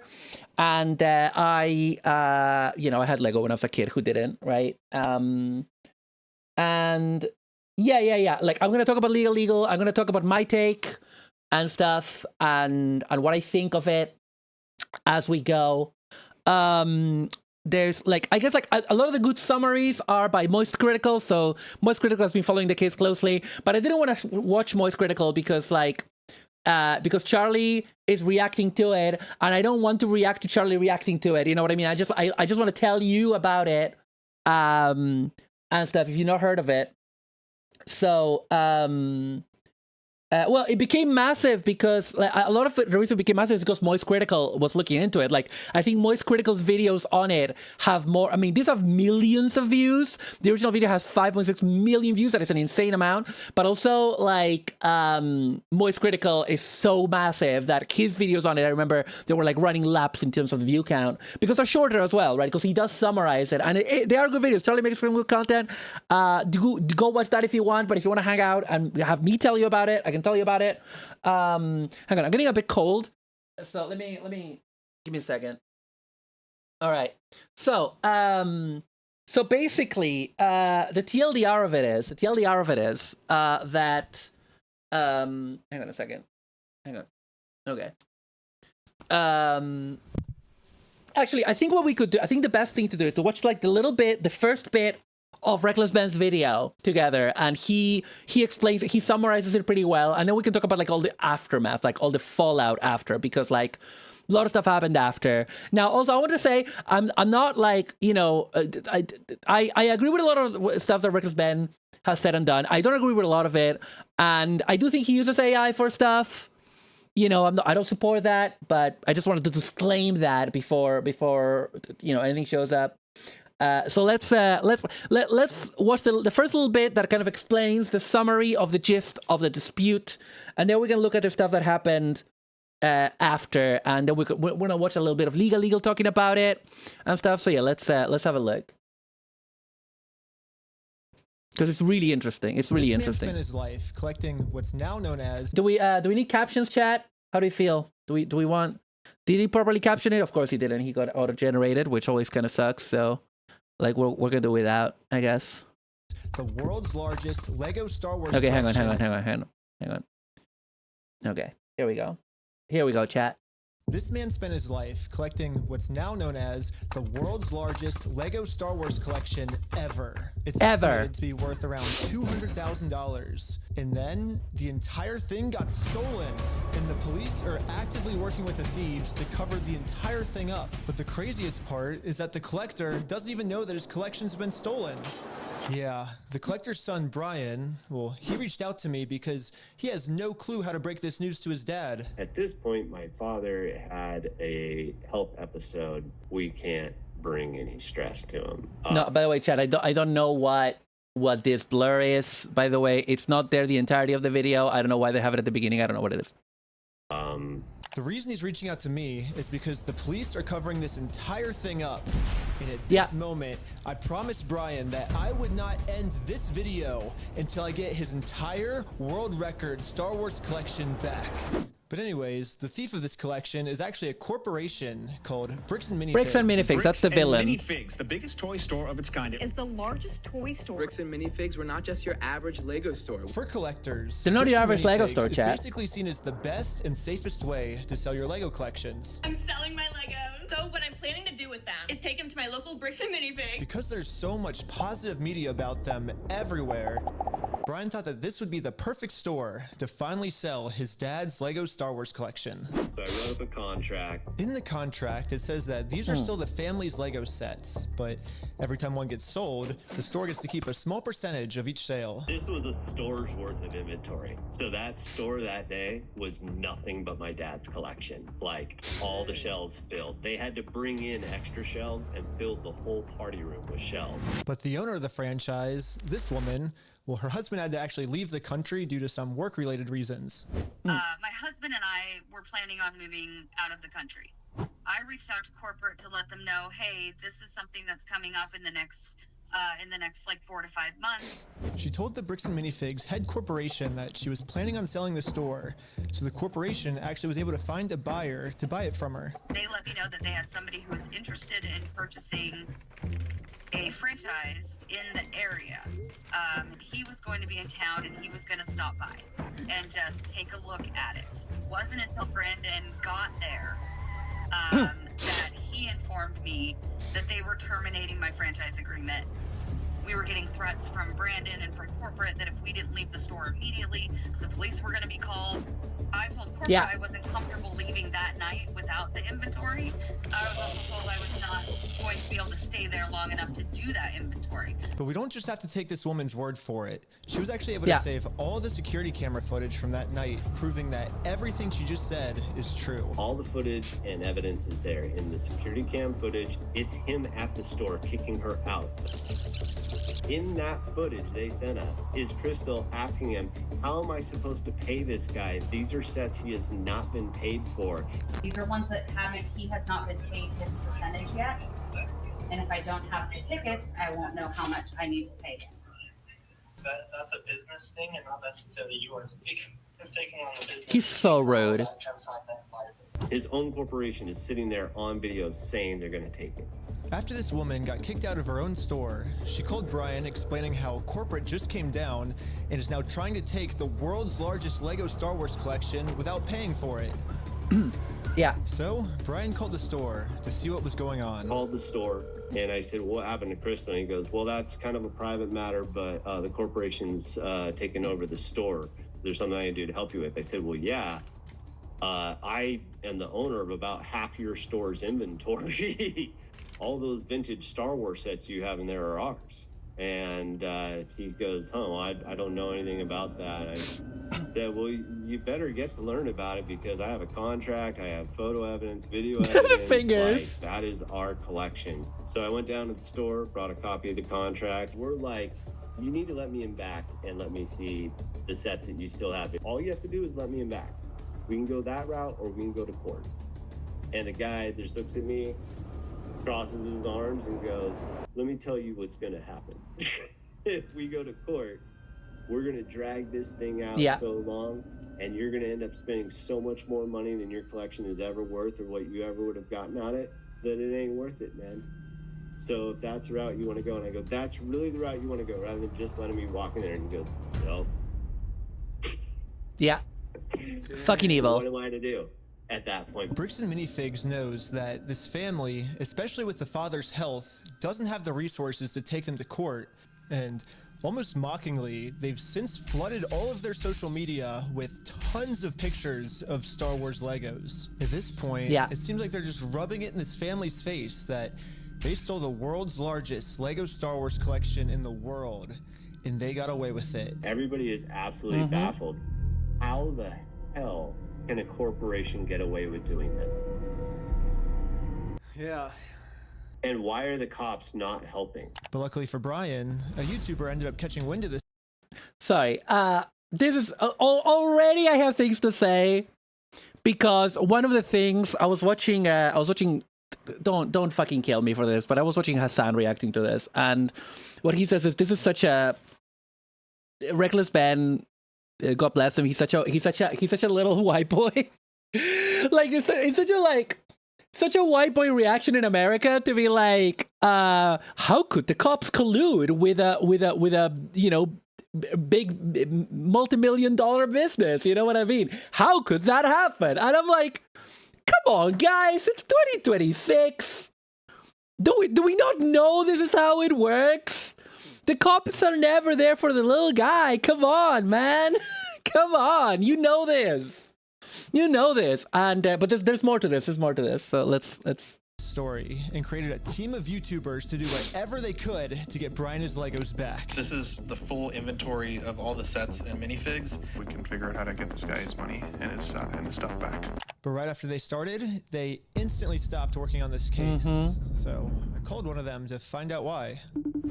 So they were threatening legal action against us. You know, Bricks and Minifigs, which is a pretty big company who probably has way more resources than we can you know, really put up a fight against. Bricks and Minifigs knows that they can just bully anyone that tries to expose them with frivolous lawsuits. And this left Brian feeling pretty hopeless. It eats me alive. I had terrible anxiety attacks over it, got put on medication. I just kind of was like, okay, I just have to let these freaking things go right now. Absolutely, Miles. Because it didn't seem like I have any path to go, you know? Well, I guess now it's time for me to get involved. So immediately I went to my car, picked up some friends, and started driving 16 hours to this Bricks and Minifigs store. And I will do literally whatever it takes. Even if I have to take down the entire police force, I will stop at nothing until this family gets their entire Lego Star Wars collection back. And now 16 hours later, we're finally pulling nice use of Gotham Ultra, mate. So nice use of Gotham Ultra. Camera glasses, that's what I'm gonna use to film this. And honestly, I kind of just want to hear Bricks and Minifigs side of the story. Hi, how's it going? Pretty good. How about yourself? It's pretty good. So basically my friend... yeah, we're gonna get to that with Miles. But Miles says the thing cops aren't colluding with a multi-billion-dollar business; they're colluding with the local businessman franchisee. Yeah, we're gonna get to that. I don't know how much of this video we need to watch to get like the summary. Virginia says, "I feel like why cops don't do anything is they're either corrupted or paid off." Yeah. I think paid off not indirectly, Virginia. It's it definitely paid off indirectly in that, like, the donations to the PD, to the local PD. There are other aspects like the Mormon thing that we're going to talk about. Reco says, tangentially related, I'm reminded a lot of stories about how the biggest donors to local political candidates are often car salesmen. Yeah, exactly. So we're like, so now we get into like reckless balance involvement. So like, yeah, so the basics of it are, you got it. It's literally the consignment thing. They consigned it to a store. But they still owned the Lego sets. Okay, let me start with my first real hot take here. I am sick of them calling them the Legos. You know what? Maybe yeah. I'm not a Lego collector. I'm not a Lego fan. But I would call them the Lego set, because when you say the Legos, to me as a kid of the 80s, it just sounds like you have like a bucket of loose nonsense. Whereas these are like specific Lego sets, and I don't know. There's just something in my neurodivergent brain is like, that doesn't sound right, but whatever. Everyone just calls them Legos, but whatever. Anyway, but so the Lego sets were consigned to the store. They were still owned by Brian's family, and they sold some. They got some money, and then when it changed hands, they're not honoring it, and they basically stolen them effectively. Now, Reckless Ben gets involved, and what the rest of the video is some very entertaining for content stunts to basically try to do the thing that content creators do, which is like try to kind of publicly shame, publicly embarrass, you know, slowly escalating things against this company and the franchise. Because let's remember, this Bricks and Minifigs shop is a franchise, so it's the owner. Obviously, you sign a contract with the larger Minifigs, but it's run as its own business that is a franchise of a larger one. So it's not run directly by Bricks and Minifigs. Also, this is going to become complicated because, like, it's not necessarily super clear with super fast fucking zoomer editing, but this is something that happens across 2 states. Well, first of all, Ben himself is from California, in case his surfer dude demeanor that we're going to see doesn't give it away. The store is in Oregon. But Bricks and Minifigs is a Utah company, okay? It's a Utah company. All right. So the rest of the video is going to be these escalating stunts, and then him getting into legal trouble as well. It's all kind of very complicated. Let's watch a little. Let's watch like the first reaction that happens when he goes into the store. He said that you guys have some of his Legos, I think, and he told me to come here and see if I could pick them up. Who's your friend? I think they're Brian's Legos. It's like a big like Star Wars collection set, I think. You could go ahead and leave now. Really? So you could go ahead and leave now, or I will call the police for harassment. Immediately. Well, I'm not harassing you. No, you are. Hi. You want to watch the cameras? I'm being harassed by you. Watch the cameras. I am being harassed. You need to leave. Literally, all I did was just bring Like, up that my friend has some he Legos just brought in the it store, up. and the manager started freaking out on me. Yeah. I wasn't gonna leave the store without hearing her side of the story. Before showing up, It's I created wild. a copy of the contract the store made with Brian, saying that all of these Lego sets will remain his until sold. Because I have a contract, legal reason to be here. Legally, this does not count as harassment. Instead, the manager should be checking the store's inventory to see if these sets are still. That's the thing, Virginia. That's the thing. The problem with the legal system, I found that myself when I have had things done against me that I could legally take someone to court. The thing about it is that at the end of the day, the legal system is rigged for who has the most money. And there are some checks and balances against that. But generally, in most countries, for the most part, if a corporation fucks you, the individual, over, there's very little that you can do. Unless you want to go on through the stress and financial duress of extended litigation. And for example, like in the UK, for example, right? In the UK, if you have a lawsuit against a company, like I'm not going to say what it is because it would dox me, but I had like a situation like that where I was in the right and I could take them to court. And I was trying to get a public lawyer, solicitor, whatever they're called, to take the case on. And they didn't take it on. And you know why? Because I was going up against a multinational company. And they, in the UK, the way that it works is that if you lose your case, if you're suing somebody and you lose your case, you have to pay for not only obviously your own legal costs, but you have to pay for the legal costs of the person that you sued. And by doing that, basically that means that me, like some broke-ass person on minimum wage at the time, like going up against a multinational corporation, for them, if they lose paying my legal fees is peanuts. For me, it would destroy my life. You know what I mean? The golden rule, the one who has the gold writes the rule. Exactly. In their store. Well, so here's still all of the Lego sets you guys still have. I don't have anything to do with that, and I don't want that. You can go ahead and leave, and I'm going to ask you one more time. This is the last time. She gets so hostile immediately. You're not handing me anything. I tried for a long time just to get her to look at this contract. But finally, she gave me an answer of why she can't help me. He's been supposed to be getting a hold of corporate. Basically what the manager's saying is that if someone did steal the Legos, it wasn't her, it was corporate. But little does the manager know, I already did this. Yep, I literally went to the corporate Bricks and Minifigs headquarters. How's it going? And this was corporate side of the story. You have to talk to the store owner. Yeah. Like they're all the classic. owned and operated. We can't do anything with it here. Their decisions are their decisions. For sure. So when they say go to corporate, how do we respond next time? I have no idea. You have to take it up with them. It's your thing with them. That doesn't involve us. So I showed the manager what corporate Bricks and Minifigs said. When corporate tells me this, I'm supposed to come back to the store, right? And so it kind of seems like you're going against what corporate's saying. That's fine. Yeah, she doesn't give a shit. Corporate told us. I'm happy that's what corporate told you. For the last time, I'm asking you to leave the store.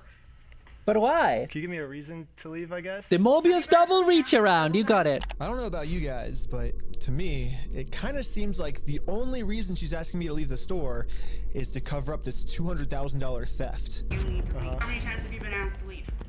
Was there a reason you're asking me to leave? You need to leave. I've asked you to leave. You need to leave. You need to. I've asked you how many times to leave. Yeah, but why though? Eventually, the owner of the store called in and asked if he could talk to me. Are you the owner of the Bricks and Minifigs store? Yeah, why? What you got? So basically, I just wanted to get some of the Legos back that you guys still have. I think I'm looking for the clone turbo tank. Why do you think you would be entitled to our inventory? Our inventory. At least I confirmed the Legos are still here. The only thing is the owner's claiming that he's the owner of these Lego sets. I mean, it's pretty stupid of him to say that, considering I'm literally holding a copy of a contract he made with the store that said that this Lego Star Wars collection is not the key line. Property. It's the family's property. The contract makes all of this very clear, so I want to give him one more chance to answer a little bit better. Well, I just want to get it back to my friend. He said he couldn't get it back, so I was just wondering if I could just come and pick him up. Because you guys still have him, right? Why do you think your friend would be entitled to our inventory? Well, it's his. He owns the Legos. Huh? He doesn't own the Legos. He didn't say the name though. Yeah, we have a contract. He does own them. No, bro, are you an idiot? Are you stupid? Josh, the police. The police are here. Hey, how's it going? Well, at least the police are here now, so once I show him the contract we're in with the store, we can finally get the Legos back. Basically, we have, I think it's like $200,000 worth of Lego sets. That It is evil, Virginia, yeah. And we just like to pick them up, I guess, because they were gonna sell it for us, but I guess they're not selling it for us anymore. But does it sound like they want you here, right? So they. Well, but they have our sets though, yeah. I understand that. But right here, the factor is that they don't want you. They're a private owned store, and they don't want you on the site. Okay. But I don't want them to keep the Lego sets though. Okay. So. Yeah. Okay. The police officer literally didn't care at all that the store just stole $200,000 worth of Legos. For some reason, he made it seem like I was the bad guy. So you are trespassing from here. Okay. Oh yeah, that's something I learned. Chat, like maybe the Americans in the chat can tell me, because I'm not American. I'm not in America. They like when you get how do you say it? When you get told that you're trespassing, when you get like banned from a location, you are trespassed from that location, which verbally doesn't make any sense because trespassing is the act of trespassing. Trespassing is the act of being in a private property that you're not supposed to be in, right? So they call it, oh, you've been trespassed from this place. It's like, wouldn't it be you've been found trespassing, right? Because the thing is, like, they don't just say it in Oregon, they also say it in Utah, so it's clearly not just a one local vocabulary thing. Virginia says this type of stuff happens everywhere. 90% of the time they don't get caught. Yeah, absolutely. It is a weird way to say it, but they say it all over. They say it in Utah. They say it, like, the cops say it all the time. Maybe it's just like cop lingo. Maybe it's cop lingo. I wouldn't know cop lingo if it hit me in the face, brother. Y'all are the ones who invented English. Y'all, like, why are you looking at me? I'm from South America, brother. I'm from South America. I didn't invent shit. You could be arrested. Okay. Oh, so how do I get the Legos back then if I can't go in the store? Okay, we talked about that. Do you understand the trespass portion? If you come back, you will be Love the use of Gotham Ultra for subtitles. So, not really the best font for subtitles. Not the worst. It's more like a title. Brian did warn me that the police are actively trying to cover this up. So No, Red Mouse, I understand that. The moment you're told to leave and you don't, you're legally trespassing. Yeah, you are trespassing. You're committing the act of trespassing. But what they're saying is you have been trespassed. And it's like, no. Like, it's not you have been trespassed. It's like you trespassed. You know? It's weird. For one second, I thought cops were doing good. I know. Now officially trespassed from the store. And yeah, if we ever come back to ask for his own Lego collection back, then we're going to be arrested. Yeah. Is there, I guess, a reason why they're able to just take all the Legos and not give it back, or? So, we just gotta leave. Okay, I just have to leave? So, leave now. Okay. I'm not allowed to be in the parking lot? No. So, this is all private property. Oh, okay. Uh-huh. Okay. We've been filming for 10 minutes and I'm already trespassed from Bricks and Minifigs, which is like the whole location of the video. So how do I? This is like the start, like already off to a bad start. So to continue the video without getting arrested, off to a bad start. To Bricks and Minifigs corporate office. Yo, Cap, hello. Oh shit, are the Twitch alerts just not popping up? Are the Twitch alerts just not popping up? Because like we got like follows on that. We don't. Huh? This is very weird. Mix it up. What are you doing? Cap, thank you so much for the 24-month streaks and for 49 months. Yeah, I'm on Mix It Up. I don't know what is happening. Like, the overlay is working. There you go. It is working. Maybe the connections are not working. I always forget how to check that because it's a bit complicated. Go to properties and click refresh. Oh, to like settings? Hang on a second. Hang on a second. Notifications, overlays, counters, serial devices. Where the fuck am I going, brother? I don't know what I'm doing. Oh, in the OBS browser source. Yeah, okay. Yeah. I hear you. Okay, let me refresh it. Let's refresh it. There you go. Refresh the cache. There we go. I'm starting to wake up. Hi, Kestrel. But yeah, thank you so much, Cap. Thank you. I really appreciate it. Is that Marumalandra? It is Marumalandra. We're talking about Lego. Miles says, people complain about this cop being on the take already, and this isn't crooked cops. This is just how cops behave in a civil dispute. Absolutely. So this is a thing Son and I complain about a lot. Oh yeah, is it like the alerts not popping up when mix it up? Is that a problem a lot? They're supposed to take sides because they don't know who's lying and who isn't. Their job is to get somebody to leave and cool off the situation. Yeah. This is the Lego thing. So we're gonna watch like a little bit more of this video, but I don't want to watch all of it because there's like a lot that happens. We can fast forward. Basically, he starts trying to pull off a lot of different stunts to like get the Legos back. He ends up talking to the guy. The guy denies the contract. The guys involved are called Josh and Brandon. Is it Brandon or something? I don't know. Fucking American ass names if I ever heard of them. Josh, Brandon. I don't think I've ever met someone that wasn't American that had those names. Is that the one thing about MIU? Mix it up that annoys us, where you have to do this one refresh at the start of stream. Yeah, but the thing is, like, I did get like a follow alert earlier, Cap. That's the weird shit, right? That's the weird thing. So like, overlay still working? Yeah, you're still working. So I don't fucking know. After this, what will we do? After this, we are probably looking at some more videos from the Discord and then going to look at game announcements. But yeah, basically he pulls off a lot of stunts. You know, he creates a new company called We Steal From Old People, and stuff like that. He just does a lot of like clown shit, which, I mean, he's, you know, brother is very content pilled. Okay, I will say that. Brother is very content pilled. And then we're gonna watch Legal after a little bit of this. He has been legally told to stop making videos. Yes, he might be told that. Yeah, maybe I shouldn't have put the React stream notification today, because like I knew that I wanted to watch some stuff. The media share notification. I'm gonna take down the pins if you don't mind, because like we already have a lot of stuff between my between the stuff that I want to react to and the stuff that's been submitted and the game trailers and all that. So like maybe it's better to just not have any more submissions for today. But I will try to get to yours later. I will try to get yours. So they do a lot of stuff. They do a lottery. They talk to corporate. They go to the, okay, I'll show you this. They go to the CEO. Now the CEO originally, right, before I knew that this whole thing was like a Mormon Utah thing, I had the CEO pegged. Vine boom. I had the CEO pegged for a hipster, for a Portland hipster. And you will see why. I haven't watched the Legal video yet. There's just something in the back of my brain saying this guy's not doing this right. Oh no, Reckless Ben is not doing this right. And Legal goes into that a bit. Legal's main thing is everyone should have lawyered up more, basically. No. I had him pegged, is what I was saying.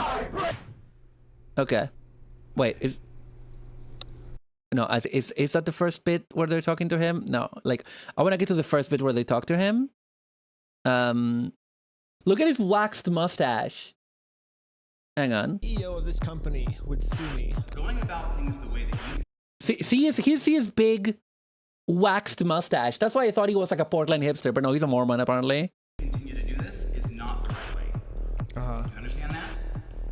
So what's the right way then? Do you understand? Yeah. That like the harassment style that you have conducted and bragging to people that you've vandalized the store and done other things along those lines. That's not the right way of doing it. Well, I never vandalized the store, but they put up a big sign over the sign. I mean, whatever, like over the my like franchise. They put a sign that said "We steal from old people." Like, I can't really control them. I'm just corporate, I guess.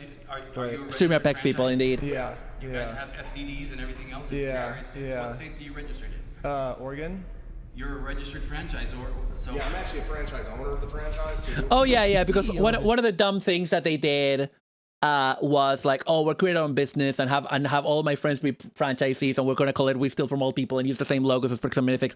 Again, yeah, Reckless Ben is making content. Like, it's like you're saying, Miles. Reckless Ben is making content. I think, like, in terms of getting people's attention and getting an outcome, like from public shame, it's good. In terms of like the legality of it, like it's not the smartest necessarily, but like it's that direct action thing. Sometimes you need to pull stunts that skirt on legality to address an injustice when the legal system is so rigged against, in favor of the wealthy, right? So that makes sense. But yeah, this guy, look, I caught him with the sleepy eyes on the paws. Look at that. Company knows pretty much better than anyone that he can't get us in trouble for what we're doing, because we can always just keep passing the blame onto our lower franchises. We're just doing the exact same thing he's doing. Fucking lads on tour. Fucking dudes being bros, you know? Dudes rock. Yeah, it's like a legal organization. We have like legal franchises and everything. It's 100% by the books, and yeah. It's so funny how they're trying to irritate the guy, basically. They're trying to like irritate him into giving up. And that you think that you do all sorts of fun stuff this way, but... You do all sorts of fun stuff. Breaking the law, breaking the law. So, well, we do have business. We have, like, you guys have a bunch of our Legos. Well, if Bricks and Minifigs is not going to sue me, then I guess we have to settle this. I used to work with so many guys that look like that. It's gonna be hard, because right now, Bricks and Minifigs has somehow convinced the police that they aren't criminals. They just participated in a bad business deal. I mean, Josh has literally already exposed their entire plan to me of how they're planning on getting away with this. I feel bad for him. That agreement is not criminal. That agreement is now civil. Mm-hmm. So it's a civil matter. It's not criminal. And I have extensive legal knowledge. I have extensive legal knowledge is such a thing to say. The legal way of saying a business deal gone bad, which, if this truly was just a business deal gone wrong, you would have to settle this through the court. The police aren't able to do anything. We have the police to solve criminal crimes, such as stealing from a lottery. That's a criminal crime that the police would have to investigate. So, here's the plan. What if we do a lottery? Like... Reckless Ben and these guys, like, they're all so dudes rock, right? They're all so, like, I mean, they're all very young, but they keep thinking, the police and some of the other guys keep thinking that they're teenagers. And there's something that I wanted to talk about, by the way, to mention, that, like, I don't know if anybody has ever has seen this, if like, people that are watching that in their 30s or later, like, older people, like, I'm talking about people in their 50s, 60s upwards, they look at you and they think you're a kid, and they treat you like a kid. And a lot of it is because our generation does not drink and smoke like the same amount as previous generations, so we look younger. We don't look like, I barely have any wrinkles. I'm in my 40s, you know what I mean? And people think like my partner is just turned. Oh shit! It's her birthday. We celebrated it the other day, and I forgot that today was the actual birthday. Fuck. Okay, hang on. I'm a bad girlfriend. But yeah, my girlfriend is 35, and she, you know, people keep thinking that she's like 20 because she's so baby-faced. And a lot of the guys are gonna see, like, they treat Ben and all these people like they are children, basically, like they're rowdy teenagers. He looks like he will be an NPC in one of those business games, yeah. Man says, I'll say in a bit of a spoiler, people got a hold of the police footage of this Jack as his franchisee owner. Oh, yeah, no, absolutely. But yeah, so they do the lottery thing, and they're like, oh, the prize is going to be the Legos, so these guys stole them, blah, blah, blah. They just do a lot of shit, right? They do a lot of stunts, whatever. Eventually, the store gets shut. The store gets shut, and the guy is like, and he calls them, the guys are super immature, both Brendan or whatever it's called, and Josh. Is another flashback. Yeah, all of this happened a month ago.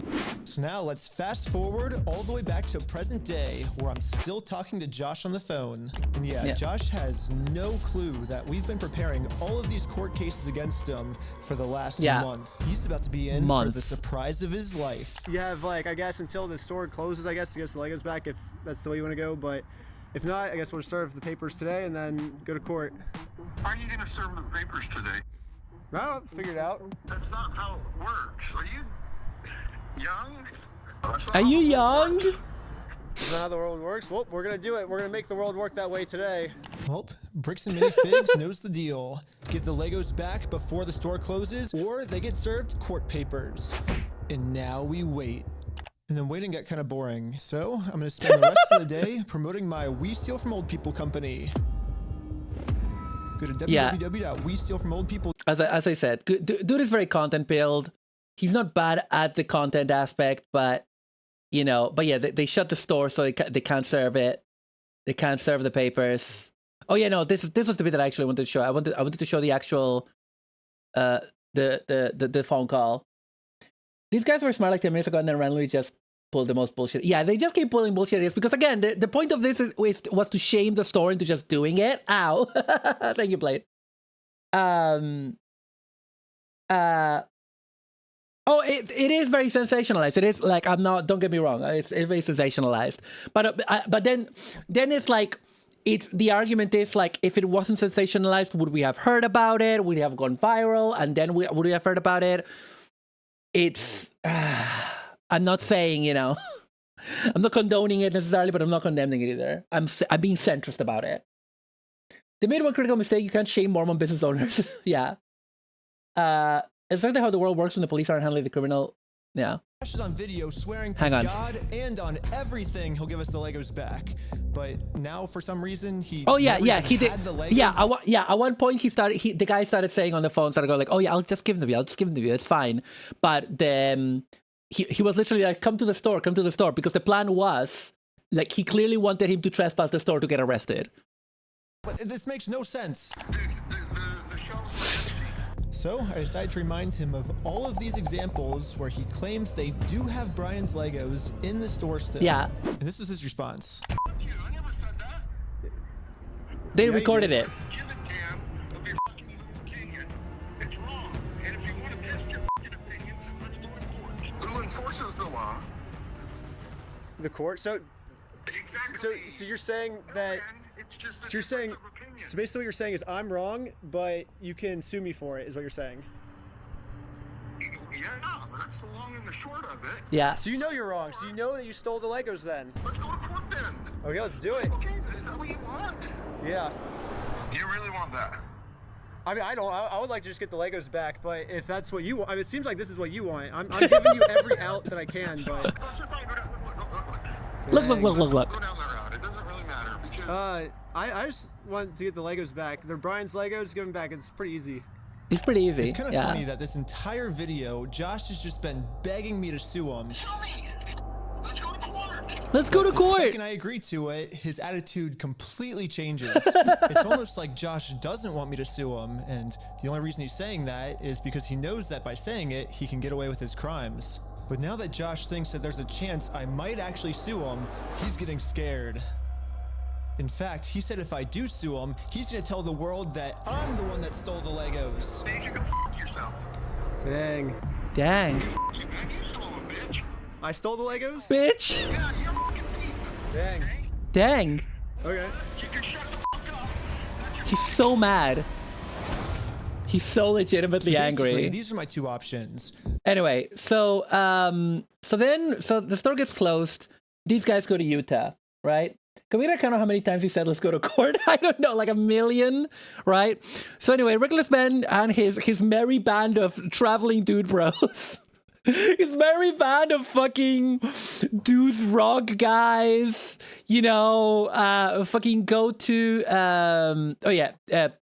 Bricks and Minifigs responded, and they denied everything essentially. And then I got arrested because of Lego. So this is what happened. This is like probably one of the craziest things. But instead of watching his video about this, legal. No, this is not legal. We're not gonna watch this one because this is about like one of the guys that was involved.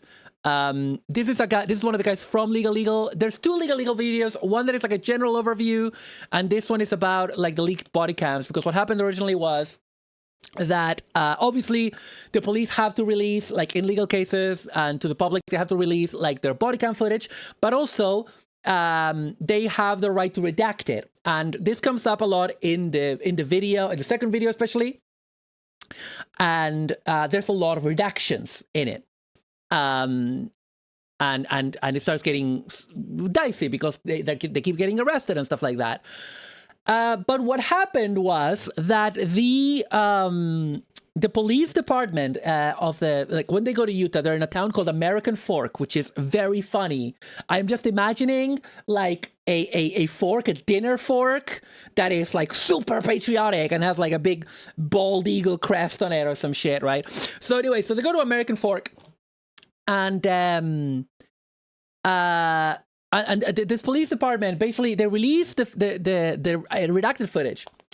But then when they release, they do a second batch of releases or something for like a court or something, and they accidentally upload or release or give the permissions to the folder of the unredacted footage. And they took it down really quickly, but by the time they took it down, it had all been downloaded.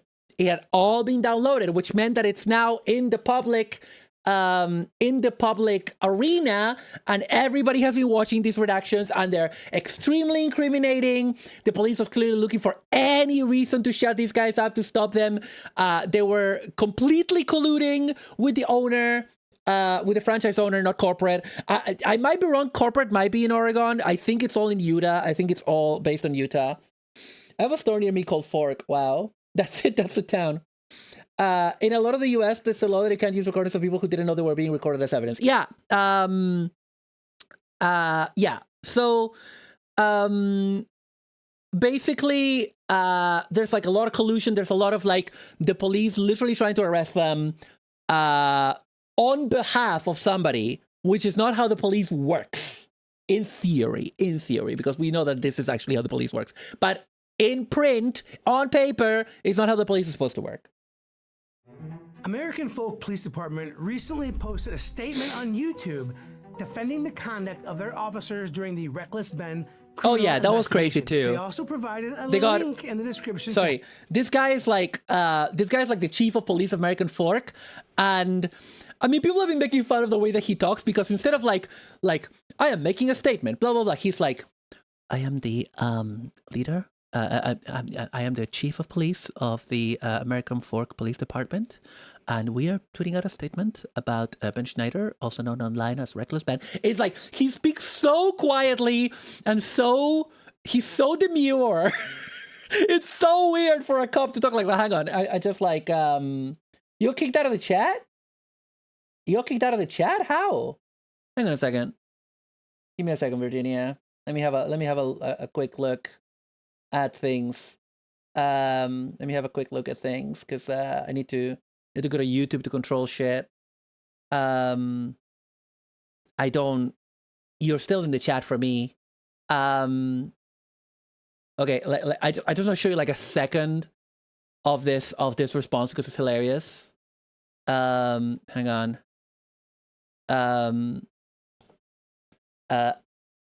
American Fork Police response. Hang on a second. Unknown NTD, welcome. This feels like it's an attempt to make it hard to hear. Yeah, you're back with your friends. Welcome back, Bunny. Sometimes police arrest records are public. I heard a chat and they just took me to my homepage. That's weird. That's nothing I had to do with. Sorry about that.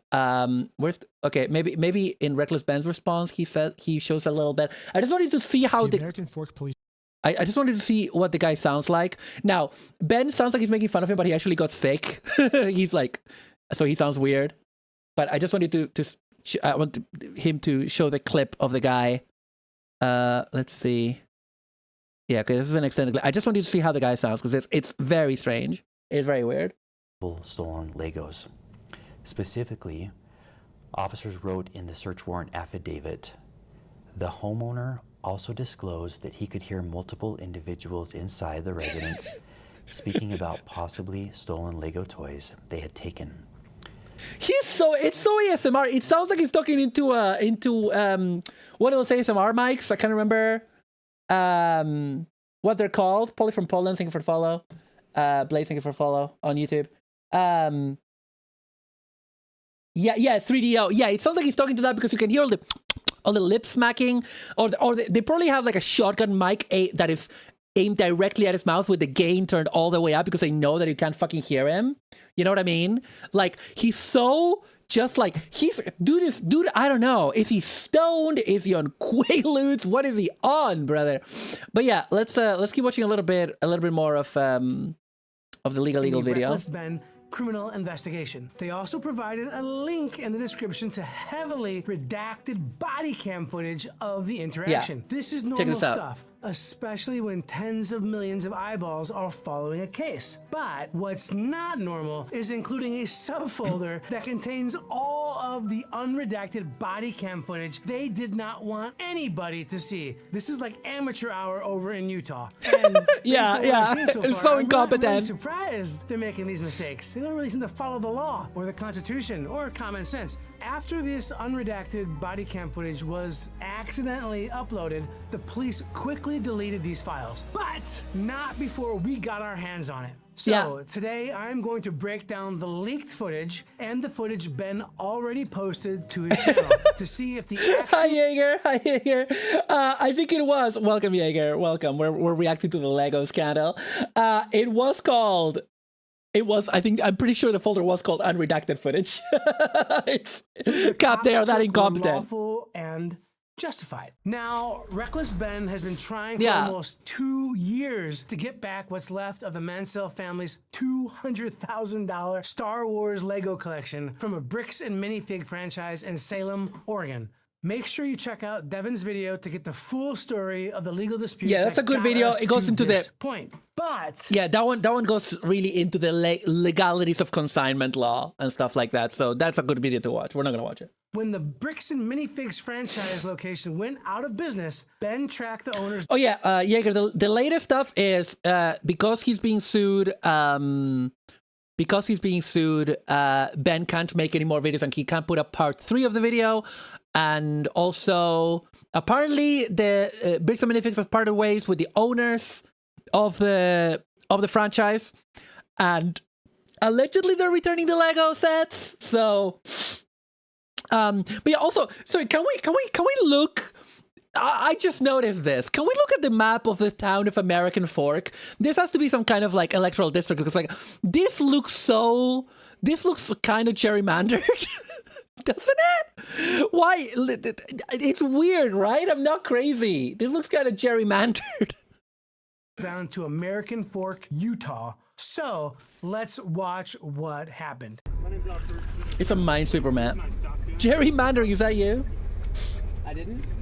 I was so sure that we stopped at the stop sign that I actually requested all the police footage of this. And as you can see, we didn't even do a rolling stop. We fully stopped at the stop sign. So this is an illegal traffic stop. As a criminal defense attorney, every single day, just about, people call me and say, Mark, the police officer stopped me for no reason. And I watch the body cams and I can literally see people not use their blinkers, not come to a complete stop, do all sorts of traffic violations. Yeah. And so when people tell me I didn't do anything wrong, I got stopped, there's a small part of skepticism. I always believe my clients, but there's a small part that's I better check and verify.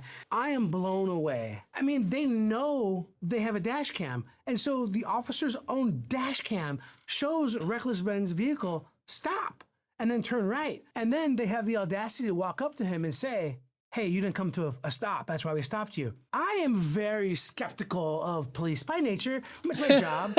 Skeptical of all authority. But they don't hire them based on smarts, bro. On camera. It's very rare for me to catch them in that. And you see this giant smile. That's genuine giddiness because I love catching people in power, particularly police officers, insurance companies, whatever, get caught in a lie that can be refuted. And so everybody commits traffic infractions nonstop. It's the easiest thing to stop somebody for. You don't have to make up a reason to stop somebody. And you surely don't have to make up something that can be easily proven false on video. Because if they're going to lie about simple things, stop sign, what will they stop lying about? And we're going to find out together. Okay, it's pretty obvious. He's so that excited. The police know why we're here, so I just explained to them the entire situation. This old man spent his entire life collecting the world's largest Star Wars Lego collection set. The only problem is it's a crazy story, and the police officer did not believe me. No crazier than the police lying about a traffic stop that's easily proven false. He's still on this is wild. And again, always remember, these officers know they are being recorded. Now, they usually have the ability to redact, not provide, go through. And so it's ridiculous that, you know, the watchers are able to edit the things that are supposed to be watching them. But that's what we're dealing with. And as American Fork Police made the mistake of, that unredacted footage exists somewhere.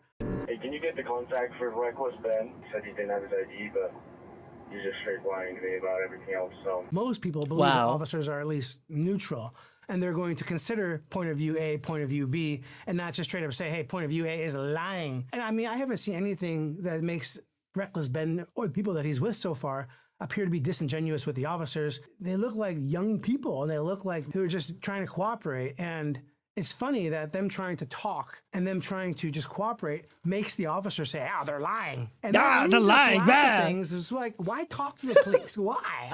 What's the benefit? You give them ammunition, and then they're going to simply say, "They're lying." They don't believe you, and so automatically they're coming with this mindset: you are a liar. And I can. This is going to come up a lot in the video, and we're not going to watch it because it's a whole hour. But the whole thing of them talking to the cops. You don't talk to the cops, you guys. You don't talk to the cops. The cops are arresting you. The cops want you to talk. You need, they need a warrant. Like, look up your rights. Look up your rights wherever you live. You don't have to talk to the cops. This is one of the best lawyers ever. Yeah, I love this guy. I love this guy. Did an officer dislocate Ben's shoulder? Yeah. Yeah, because he claimed feeling Ben's muscle tense up. Yeah, what it was is that he saw that he was recording. That's what it was. Guarantee you, even other officers, when they pull up the police report, the CAD, computer-aided dispatch, on that license plates and this, and they see the officer's notes. An officer, my fellow brother in blue, has determined this person to be a liar. Well, guess what? It don't matter what the person is saying. The officer is going to be like, this guy is a liar. Since the cops don't believe my story, they trespassed me from the property. Everybody today is being trespassed from that property. Okay. Again, they're saying trespassed in this way. Trespass Ben from that particular property. That's normal. Police get called to a property. A person doesn't live there, doesn't have a contractual interest. They can say, hey, don't come back. And then once a person's been told, don't come back, well, guess what? If they come back, it's a crime. Most states, it's a misdemeanor depending on what's going on. But yeah, this is normal stuff for officer to trespass somebody at the request of the property owner. Typically, officer just can't trespass somebody unless the property owner asks them to trespass on their behalf. Before going the hard way, I actually remembered that there's another owner of the store named Brandon Best. Brandon Best, yeah. Hello. Hey, how's it going? He's so weird. He just looks at him. I was wondering if you'd be down to pay us for the lawsuit that we won.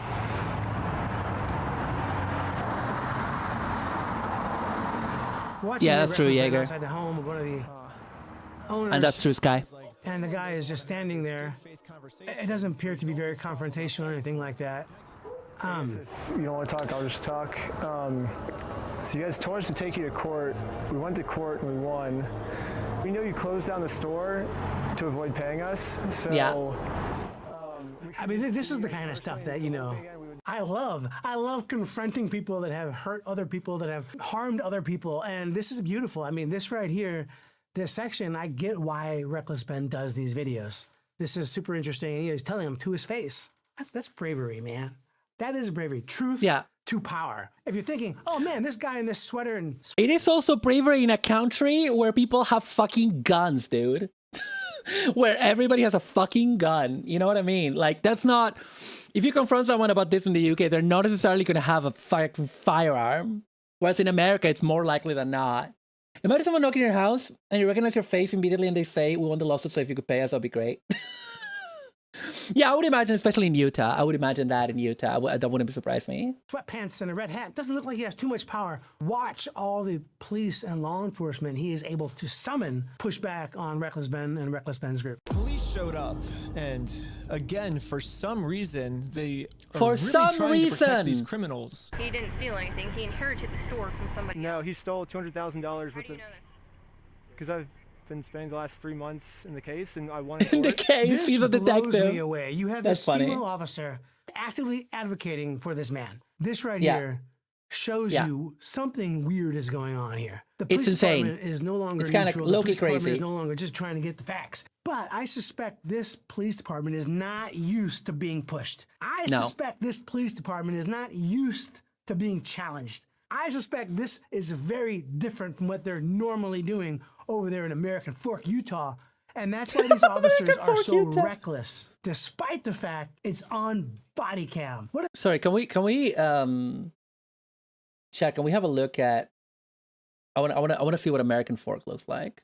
Hang on a second. I want to see what American Fork looks like. American Fork, Utah. What does it look like? Look at that, American Fork. It's all fucking suburbs. Is it all fucking suburbs? Is that it? Is it just all suburbs? American Fork Canyon. Why is it called American Fork? Like, it's not the only fork in America. It's not the only canyon in America. What are we doing? Remember that reaction. Ben says no. The cop immediately becomes aggressive. Contrast what happens when the business owner angrily tells the cops no. Exactly. In some states, you can straight up just shoot a dude who's trespassing on your property. They're called castle doctrine laws. Yeah.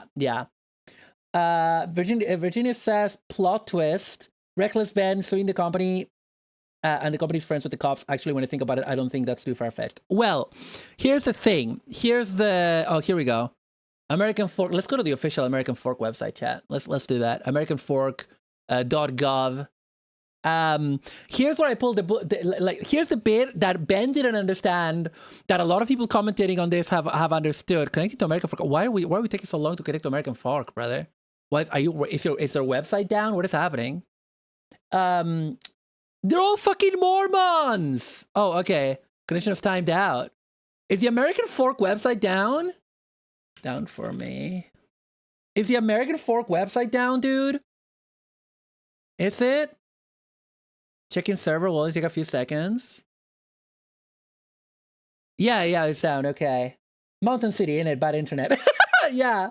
Did they forget to pay their system admin? Probably. They probably forgot their internet bills. Scary things as Jaeger is that if this is the length that will go to just for Legos with police corruption, I want to imagine type of corruption for really big crimes in the air. Oh, absolutely. This is why it's so difficult for people to get justice, because people with money can just like do whatever they want to you, and that fucking sucks to know. It's a shitty thing about the world, but it is what it is. American Fork, downtown Utah. Hang on, let's watch this for a second. I'm being very ADHD today, but listen. We're hanging out. We're having fun. Okay. Let's see. This is from a year ago. American Fork, Utah. Let's look. Let's have a look. This is the vibe. Let's take it in, chat. Let's take it in. Drink in the ambiance of American Fork, Utah, by Mileage Mike. Thank you, Mileage Mike. I don't know if I'll subscribe, but thank you for that. Hi, Dragon King. Welcome. We're talking about the Lego situation, but we're also taking a break to look at American Fork. Thank you for the headpads. Thank you. One of the many horror stories I hear about Mormons. Yeah. This looks like any fucking car-centric US suburb. Yeah, I know. I've seen so many of this when I've been to America. Any mid-sized US town, they are very samey. 87 degrees Fahrenheit. I don't know what that means in real degrees. It's an American flag because in America you have to have American flags every like 500 meters because otherwise people forget that they're in America. Americans are very forgetful about where they live. This is why they need so many American flags, because they otherwise they forget where they are. It's true. Look it up. Matthias says, I never end up watching this kind of videos because I end up being very upset about the whole thing. That's fair, Matthias. This is bad and boring. 87 Fahrenheit is like 1,000,000 Kelvin, I know. It looks smaller than my town, but has more lanes in the street. That's another American flag. Let's play a game of Spot the American Flag. That's another one. Holy shit, that's another one. How many do you need, brother? Don't you know that you're in America by the green street signs? Is that not enough? McDonald's everywhere? Brother! You're in America, it's fine. If you love America so much, just accept that you're in America. You don't need to remind yourself with a flag, okay? It's fine, you're okay. Yeah, this is just, American Fork, everybody. The pure greed of fabric for these flags, yeah. Was it a bus stop? That's a 7-Eleven. Yo, let's go 7-Eleven. Yo, hey, have you got a 7-Eleven Gundam, mate? Can I go in and get a 7-Eleven Gunpla, mate? They're trying to remind everyone that you can buy a firearm at the age of 18. Oh, that's right, yeah. Because that's the US. What is, okay, Hannah, what is happening with that? Okay, look at this sign. Look at this sign, right? I know why this is happening because of like refresh rates in the camera conflicting with refresh rates on the sign. But it's making this sign look insane for this, for like, for the gas station, okay? Which is a clown, weirdly, for some reason. Look at this, please. Look at this. It's wilding out, chat. It's wilding. It's like beep, beep, beep, beep, beep, beep, beep, beep, beep, beep, beep, beep, beep, beep, beep. Because of the refresh rate.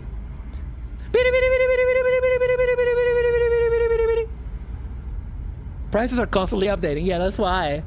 The Good Earth Markets Palisade Peaches. How long is this? It's like 20 minutes. We're not gonna watch the whole thing. Subliminally telling me to buy gas there. I just wanted to see what American Fork looked like. It's so, God. It's so bleak. I find stuff like this super bleak. No wonder so many horror movies take place in like small American towns. Because this shit is scary, man. Plastic is a fossil fuel byproduct. It's not a coincidence. It looks like the worst town ever. Yeah.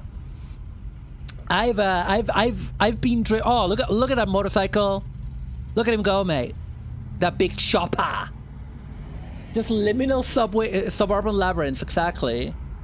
Like, what's really funny is that we say suburban, but there's no urban, right? Suburban implies that it's near the urban, but there's no urban here, right?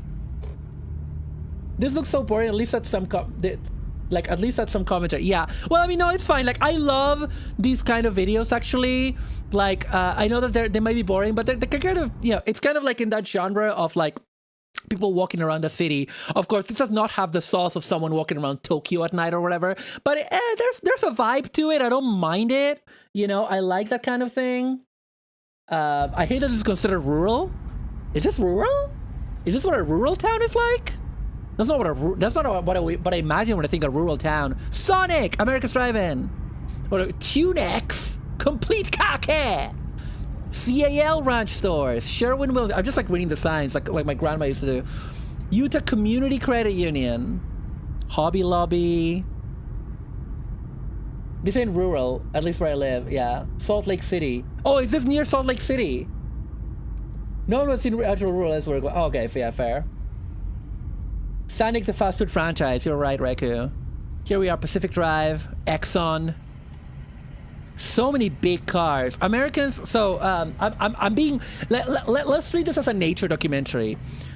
Americans need big cars and big motorcycles because if they don't have the least, if fuel efficiency is actually considered an un-American trait, you need to have the biggest gas-guzzling, most unwieldy expensive to maintain, to put fuel in, right? Because otherwise, how American are you really? You know what I mean? How American are you if you don't have a vehicle that takes up half of the road and all you're using it for is to pick up the kids from school? A function that in any other country can just be done with a normal car, but you need something that looks like a fucking Abrams tank, brother. That's what you need. You need something that looks like it came out of World War fucking II. You see the one layer of trees? If you look behind those, there's only like 5 trees behind it to try to make it look better. I don't come to the TV and a K-truck because I'm extremely un-American, exactly. This is why K-trucks are dangerous in this kind of American place. Everyone else, yeah, because everyone is driving a tank and you drive a normal car, you get run over, bro. You get fucking run over. So many sports cars here. I mean, I don't know how wealthy this place is or not. Canyon Hero! Some of the states in North Mexico want to copy the US. I hear you. It's colonialism, innit? Cultural imperialism, innit? And just general imperialism. They have trains? I thought this was America. They have a train line. Very exposed. Is that too exposed for a train line, guys? Shouldn't there be like a fence? Because like here there would be a fence. There would be like a barrier between the. I mean, obviously you have the crossing, but otherwise there would have to be like a wall, right? You're just like raw dogging? The train is just raw dogging through the middle of the town? What are we doing? What is this? They only have freight. I mean, yeah, but still. The trains are probably just for freight. Don't forget about the fact 99% of those tanker drivers are drunken beer belly dads. I have super road rage. We got freight trains that are multiple miles long at a road crossing blocks traffic for several minutes. Safety standards in the US, yeah, I know. But it's just kind of crazy. Like, I understand having loads of crossings for it. Obviously, you need the crossings. That's normal. But like, why is there no wall? Why are you just raw dogging a train going at high speed next to a highway? Basically. Let's go to the mountains. Keep driving, man. Railroad lines are just there. But that's really unsafe. How many people die getting run over by trains in America every year? Rachel says, I remember a family trying to convince me to learn how to drive, saying you can get a truck. Why the fuck would I want a truck? What for? Exactly. We have zero pedestrian traffic records, so in that regard, it's relatively little need for safety barriers. Yeah, that is insane to me. The idea that you can't walk places. I have always lived in big cities, okay? I lived in Buenos Aires in Argentina, Dublin in Ireland, and now Glasgow in Scotland. And the idea of a place where you can't walk around, or at least get a bus, is insane to me. It's like unhinged. Why would anyone want to live there? Boot says, what few travel trains up to exist there share train lines with freight, and the travel trains are supposed to get right of way. In practice, they don't. A fence would cost money. You expect a corporation to pay for that? Yeah, they are suffering. Miles says, the fossil fuel industry lobbied hard and managed to engineer situations where mass transit like trains were cut down for more freight trains, and just a car lol became the... Just get a car became the answer. Collision casualties a year. I'll click on that later, Boots. Have you heard a story where two cops were arresting a woman on top of the train tracks, and they couldn't get off of the train tracks, and the train started coming, and well, you can imagine. Oh my god. Horrible. The one was inside of the car. Oh my god. Safety fence or a third gold-plated yacht? Gotta make choices in this economy. I think John Oliver did a piece on freight train. Yeah, it was a really good piece from John Oliver. Yeah, it was really good. It was really good. Pro tip for anyone living outside the US. If you like Last Week Tonight, they put everything on YouTube, but for those of us outside the US, it's really, really delayed. But you just get a VPN, put it in the US, refresh the page. I'm saying that not because like, oh wow, I discovered a VPN, but it's just VPNs tend not to work with stuff like that anymore, but it works a treat with YouTube. It's like one of the only things that works with one of the only streaming, because it no longer works with Netflix. Never believe a VPN that tells you, oh, this works with Netflix, you can watch what they're showing in Japan. No, never believe that, dude. Never believe it. They don't work with Netflix. 2K collisions, 200 deaths, 700 injuries per year. I mean, for all of America, that's not that high, but it's still more than it should be. I don't mind driving to get around, but I'd like the option to not have to drive everywhere. Yeah, I have no idea. I've never had Disney Plus. Is he going to the mountain? I don't think he's going to the mountain. We're in Caveman Boulevard now, chat. Anyway, I think we've had enough of American fork. We've realized that it's very American, but I didn't see any forks, so I'm going to call it false advertising. Or fork advertising. Right, let's go back to our friend. There's some comic book hero. Absolute power corrupts absolute. I don't know. I heard that before. Keep that in mind as you watch this, despite these officers knowing they're being videotaped. Okay. If you come back and step foot on this property, you're gonna go to jail. Again, this officer is trespassing Ben's group from this property. That's normal. Police officers, at the request of a property owner, are allowed to trespass individuals. You don't have to, make a victim come back outside and like, hey, you're trespassing. That's not how it works. And I'm not saying the owner is a victim, but watching this officer trespass this individual, totally normal. What? Pull over again. How's it going?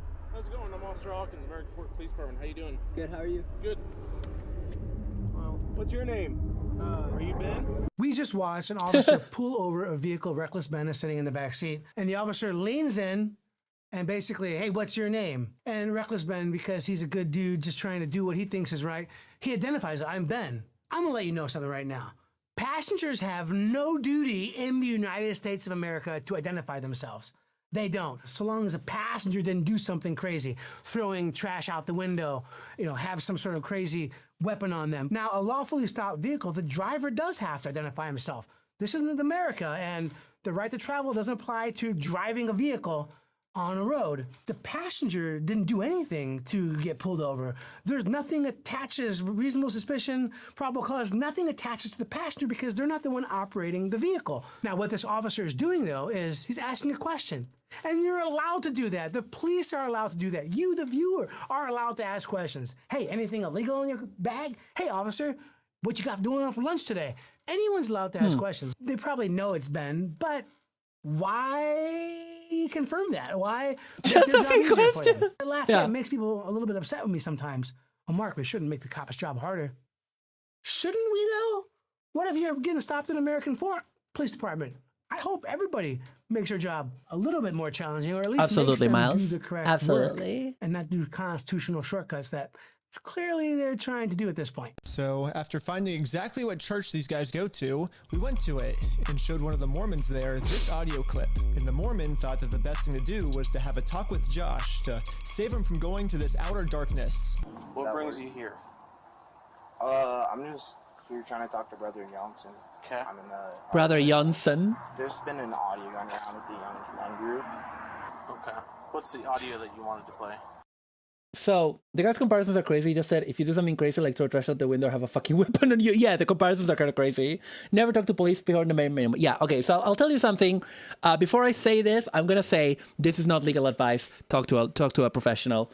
But one time I was in America. I went on a trip. This was like 2010. And I went to an event, to like an LGBT, like a kind of radical LGBT event. And they had a workshop that was like about, like, you know, if you're doing direct action, right? If you're doing like, you know, a pro-abortion rights graffiti, pro-LGBT graffiti, whatever. If you're doing like that kind of stuff and you get arrested, right? And the workshop was basically what your rights are, how you deal with police. And the guy that was running was a trans guy. It was really cool. And he was a lawyer, solicitor, whatever the fuck it's called.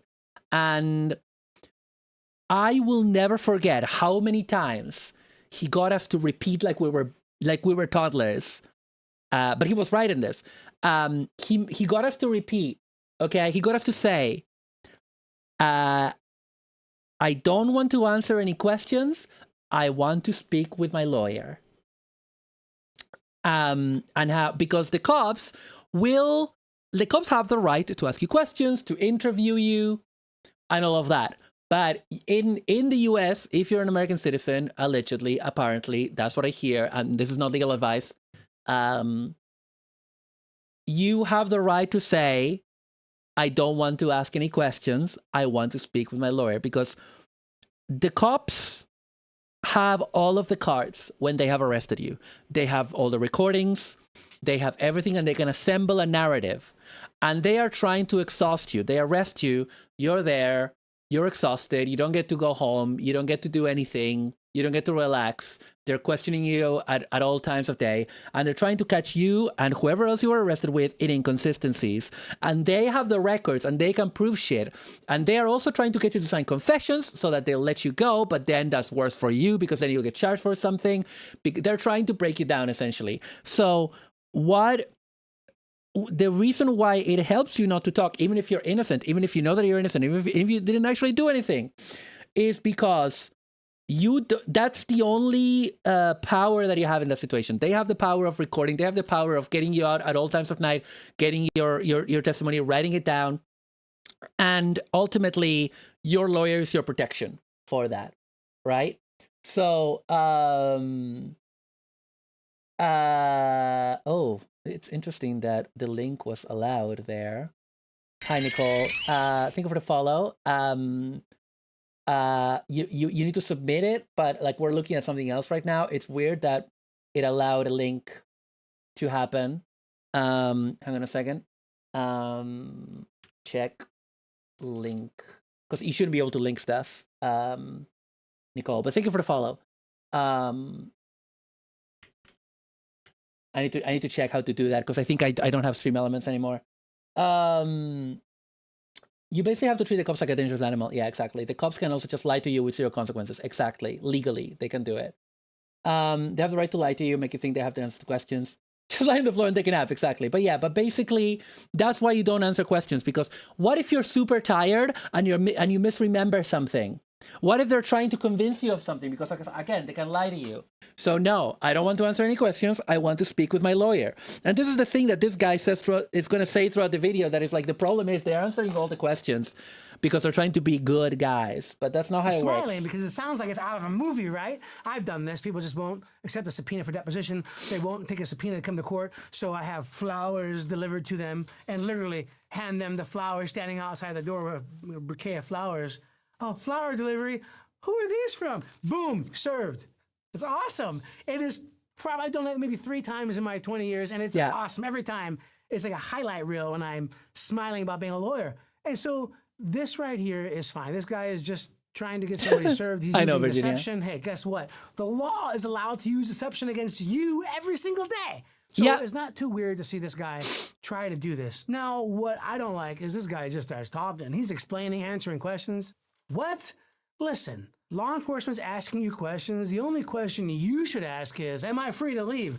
And if the officer says you're free to leave, walk away. Don't ask questions. Don't say, thank you, officer. I'm not trying to be hard. I'm sorry being a jerk. Just walk away. If they say that you're not free to leave, well, then that activates a 3-phrase section.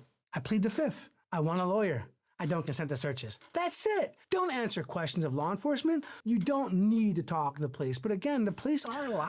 Yeah, it's going to go. We're looking at the Lego situation, and then we have some videos in the queue, and then we also have some other stuff to react to. Like we try to do it like in a fair way, you know what I mean? So and also I stopped accepting submissions today for today. So, but we might react to it if we have time or if at a later date. All right, let me have a look.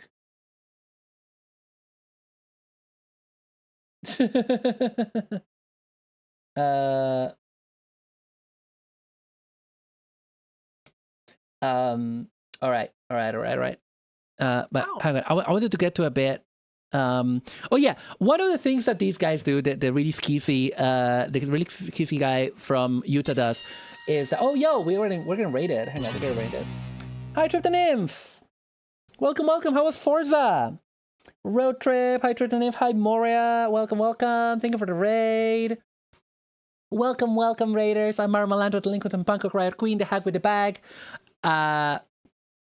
Fucking gay girl on the loose. Gay hag on the loose. I play retro games. I build guns sometimes. Hi, how's it going? We're reacting today. We're reacting to the Lego scandal. Then we're going to react to some other shit. How are we doing? How was the stream? Thank you for coming. If you need to raid and run, feel free. And yeah, but anyway, we're looking at this Lego scandal. So what happened here? This bit is that they're like, oh, let's try to get them for having drugs, because I bet because they are the youth, I bet they have drugs. So we're gonna say, so like I think it was like Josh or Brandon or whatever, either Brandon Best or Josh, that said, oh, they have heroin. So basically they stop them and they search them for 3 hours, because again, these kids don't know their rights. They don't know the cops didn't have a warrant. They didn't need to consent to a search, but they consent to it because they don't have anything. Like actually this guy on camera is straight edge, which is a hilarious bit. He's literally straight edge. Yeah, someone stole Legos. It's a whole thing. You've come in. Someone like it's a long story. Look for the Lego scandal on YouTube. Look for a Reckless Ben on YouTube. So I am just looking at this. I'll show him. Glad you enjoyed the trip. Go ahead, look at him. I'll look at you. Yeah. You do see it? So yeah, crazy. They say your eyes are dilated. Let me see your medical degree, Mr. Officer. Really, you can see heroin in the eyes? You should be leading the drug task force for the country. You could end up in jail in Utah when you're from Cali. Okay. Not worth it, right? Not worth it. We play differently here. We play differently here in Utah. We don't honor the Constitution. What is the officer talking? I love it when he says we play differently here. Like the implication of that, because this is allegedly a stop about looking for heroin and that they're both like high on heroin. The implication is like, listen, in California, they might let you do all the heroin that you want and drive around with a bunch of heroin in your car, but not here in Utah, brother. We don't play like that. It's insane. Heroin is stored in the ice.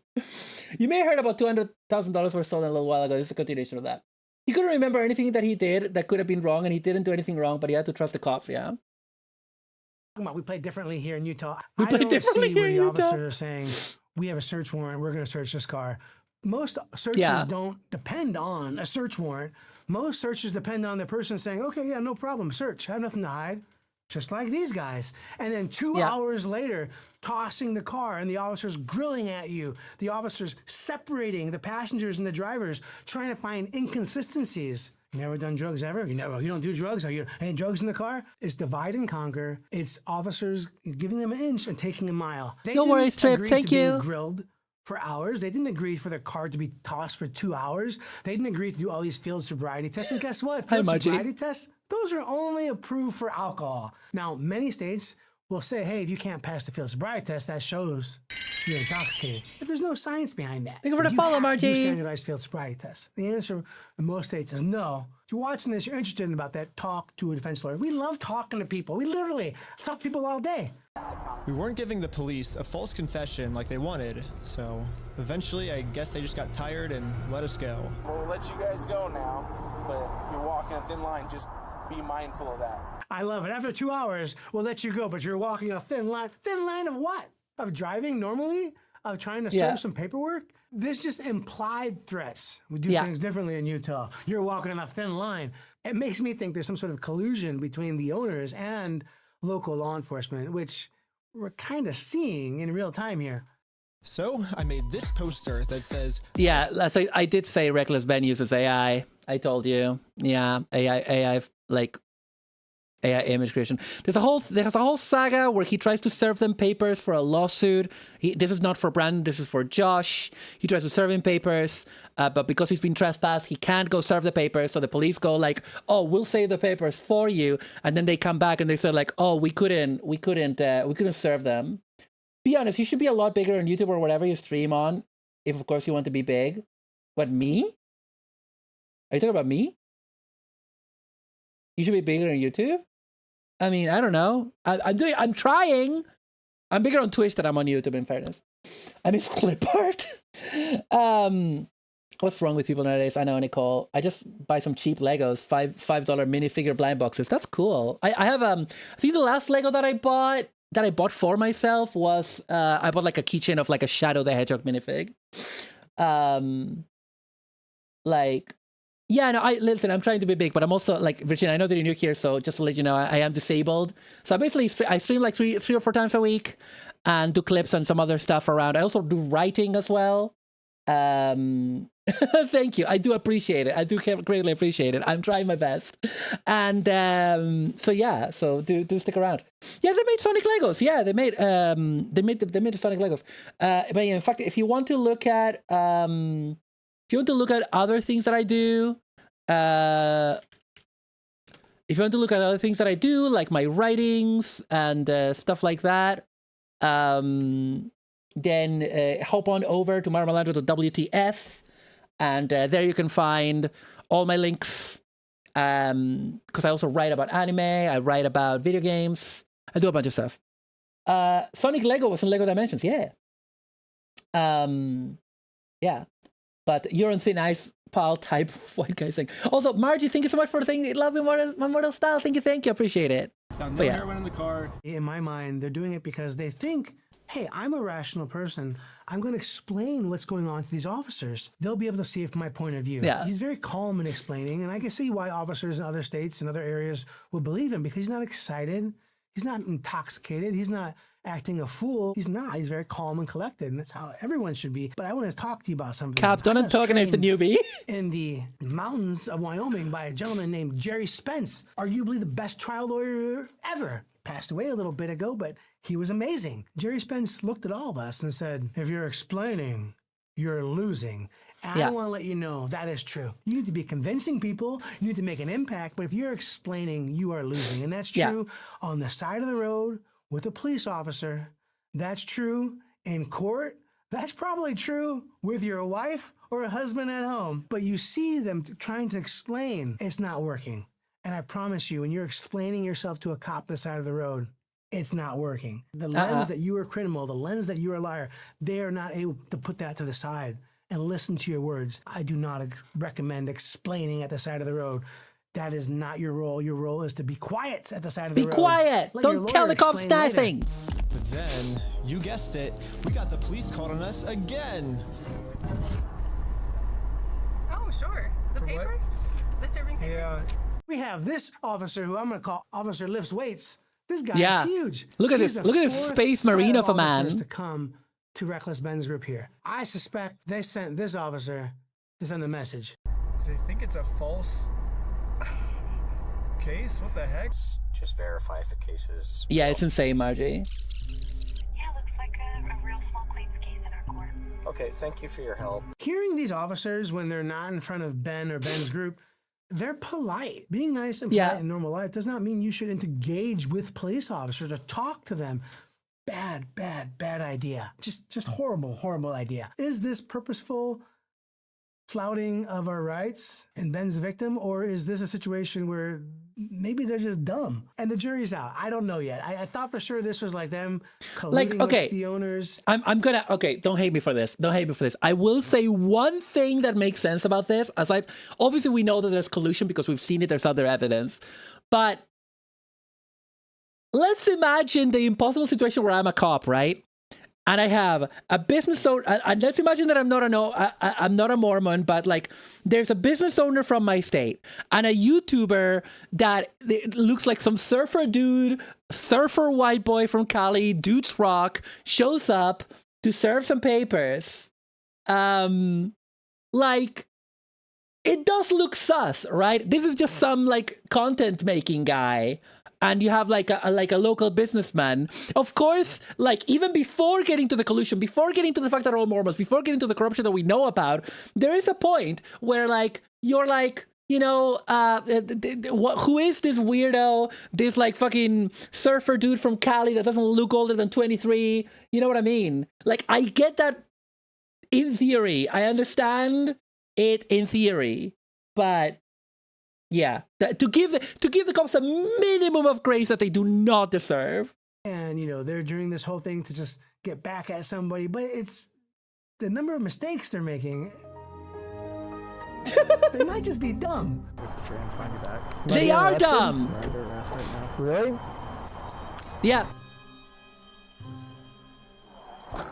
Now this right here, they're getting arrested. I'm not exactly. Hang on, but like, do you look at the bit with the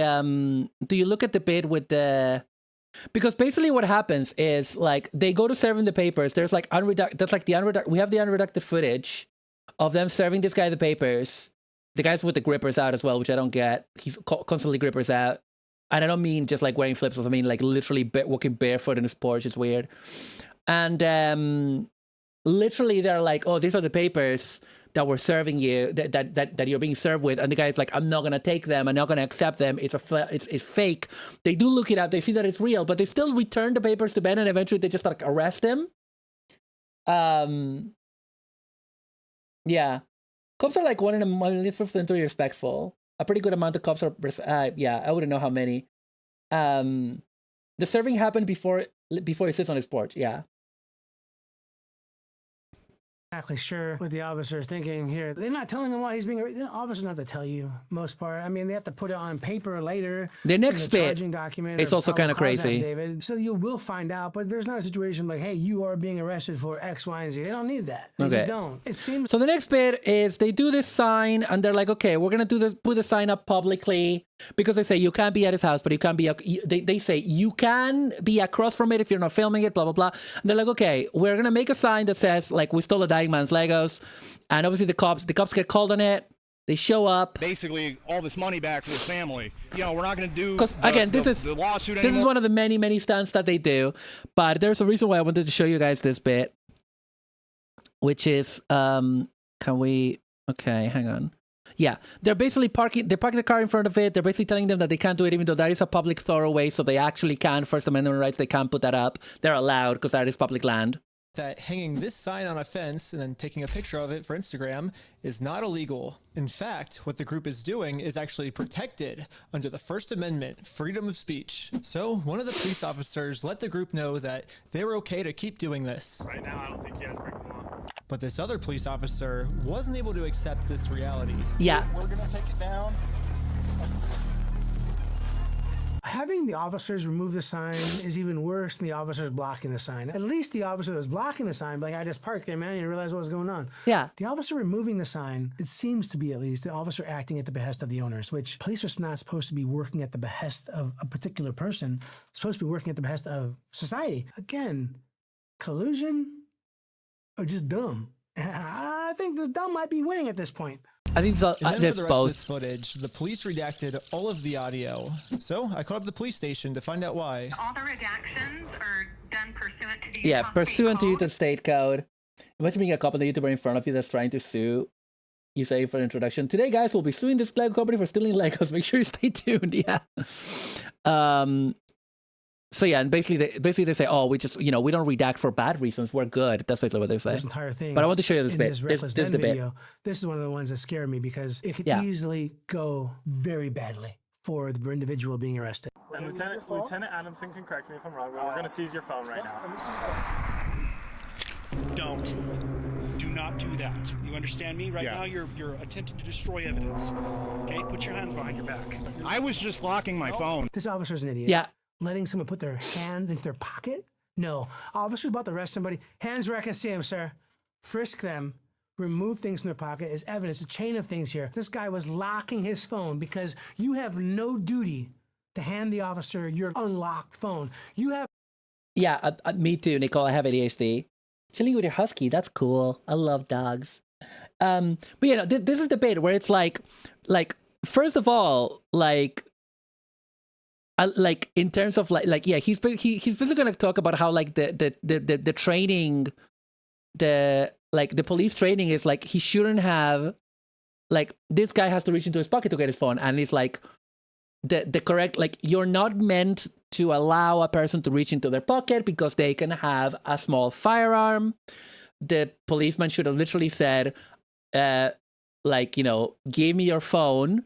Is it in your pocket? If it's in your pocket, I will extract it. Tell me what pocket it is in, and keep your hands, you know, because, like, in theory, according to the proper, so these guys are already not following their own procedures. Yeah, that was an Xbox achievement. It was funny. After seeing the unredacted footage, I think most of the street level cops are not being paid off or bought. They're just stupid and acting like they have. But they're all Mormons, bro. They don't even need to be paid off. They're Mormons, and the business owners give money to that police department, and they're all Mormons. They don't need to be paid off strictly directly to be paid off. They can be getting loads of donations to the police department. They can be getting loads of, like, perks from being Mormons. Mormons look after each other, bro. These guys are outsiders. These guys are from California, dealing up with some shit from Oregon. These cops don't care. They're out of staters. They might as well be from a different country for them because they're in Utah, and that's Mormon country, and Mormons look after their own, dude. Mormons look after their own. Don't. Do not do that. You understand me? Right? And this guy, what he's doing, like he's like flexing on him essentially. You're attempting to destroy evidence. Okay, put your hands behind your back. I was just locking my phone. This officer's an idiot. Letting someone put their hand into their pocket? Yeah. No. Officer's about to arrest somebody. Hands where I can see them, sir. Frisk them. Remove things from their pocket as evidence. A chain of things here. This guy was locking his phone because you have no duty to hand the officer your unlocked phone. You have no duty to give them the password. You have no duty for any of that. I'd probably turn my phone off before I gave it to an officer. That's just me. I probably wouldn't give my phone to an officer unless he ordered me to. The officer did say I'm seizing it.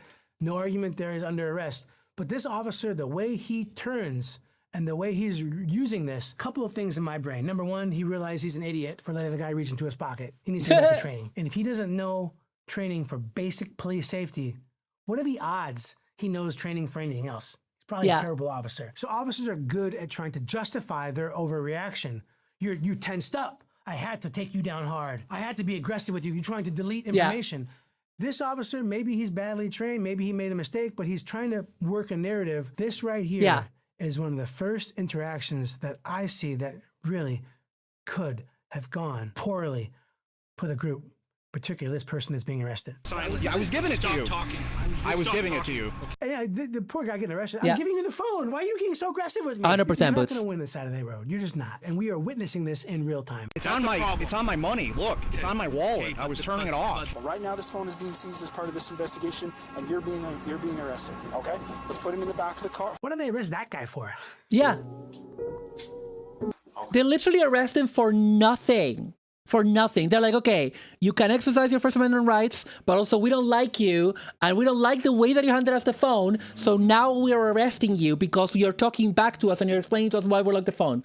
It's insane. It's insane, but also it's how cops work. They do whatever they want. They have the law on their side. They have the legitimate state-enforced use of force on their side. And if you resist, they want you to resist because then they can charge you for resisting arrest.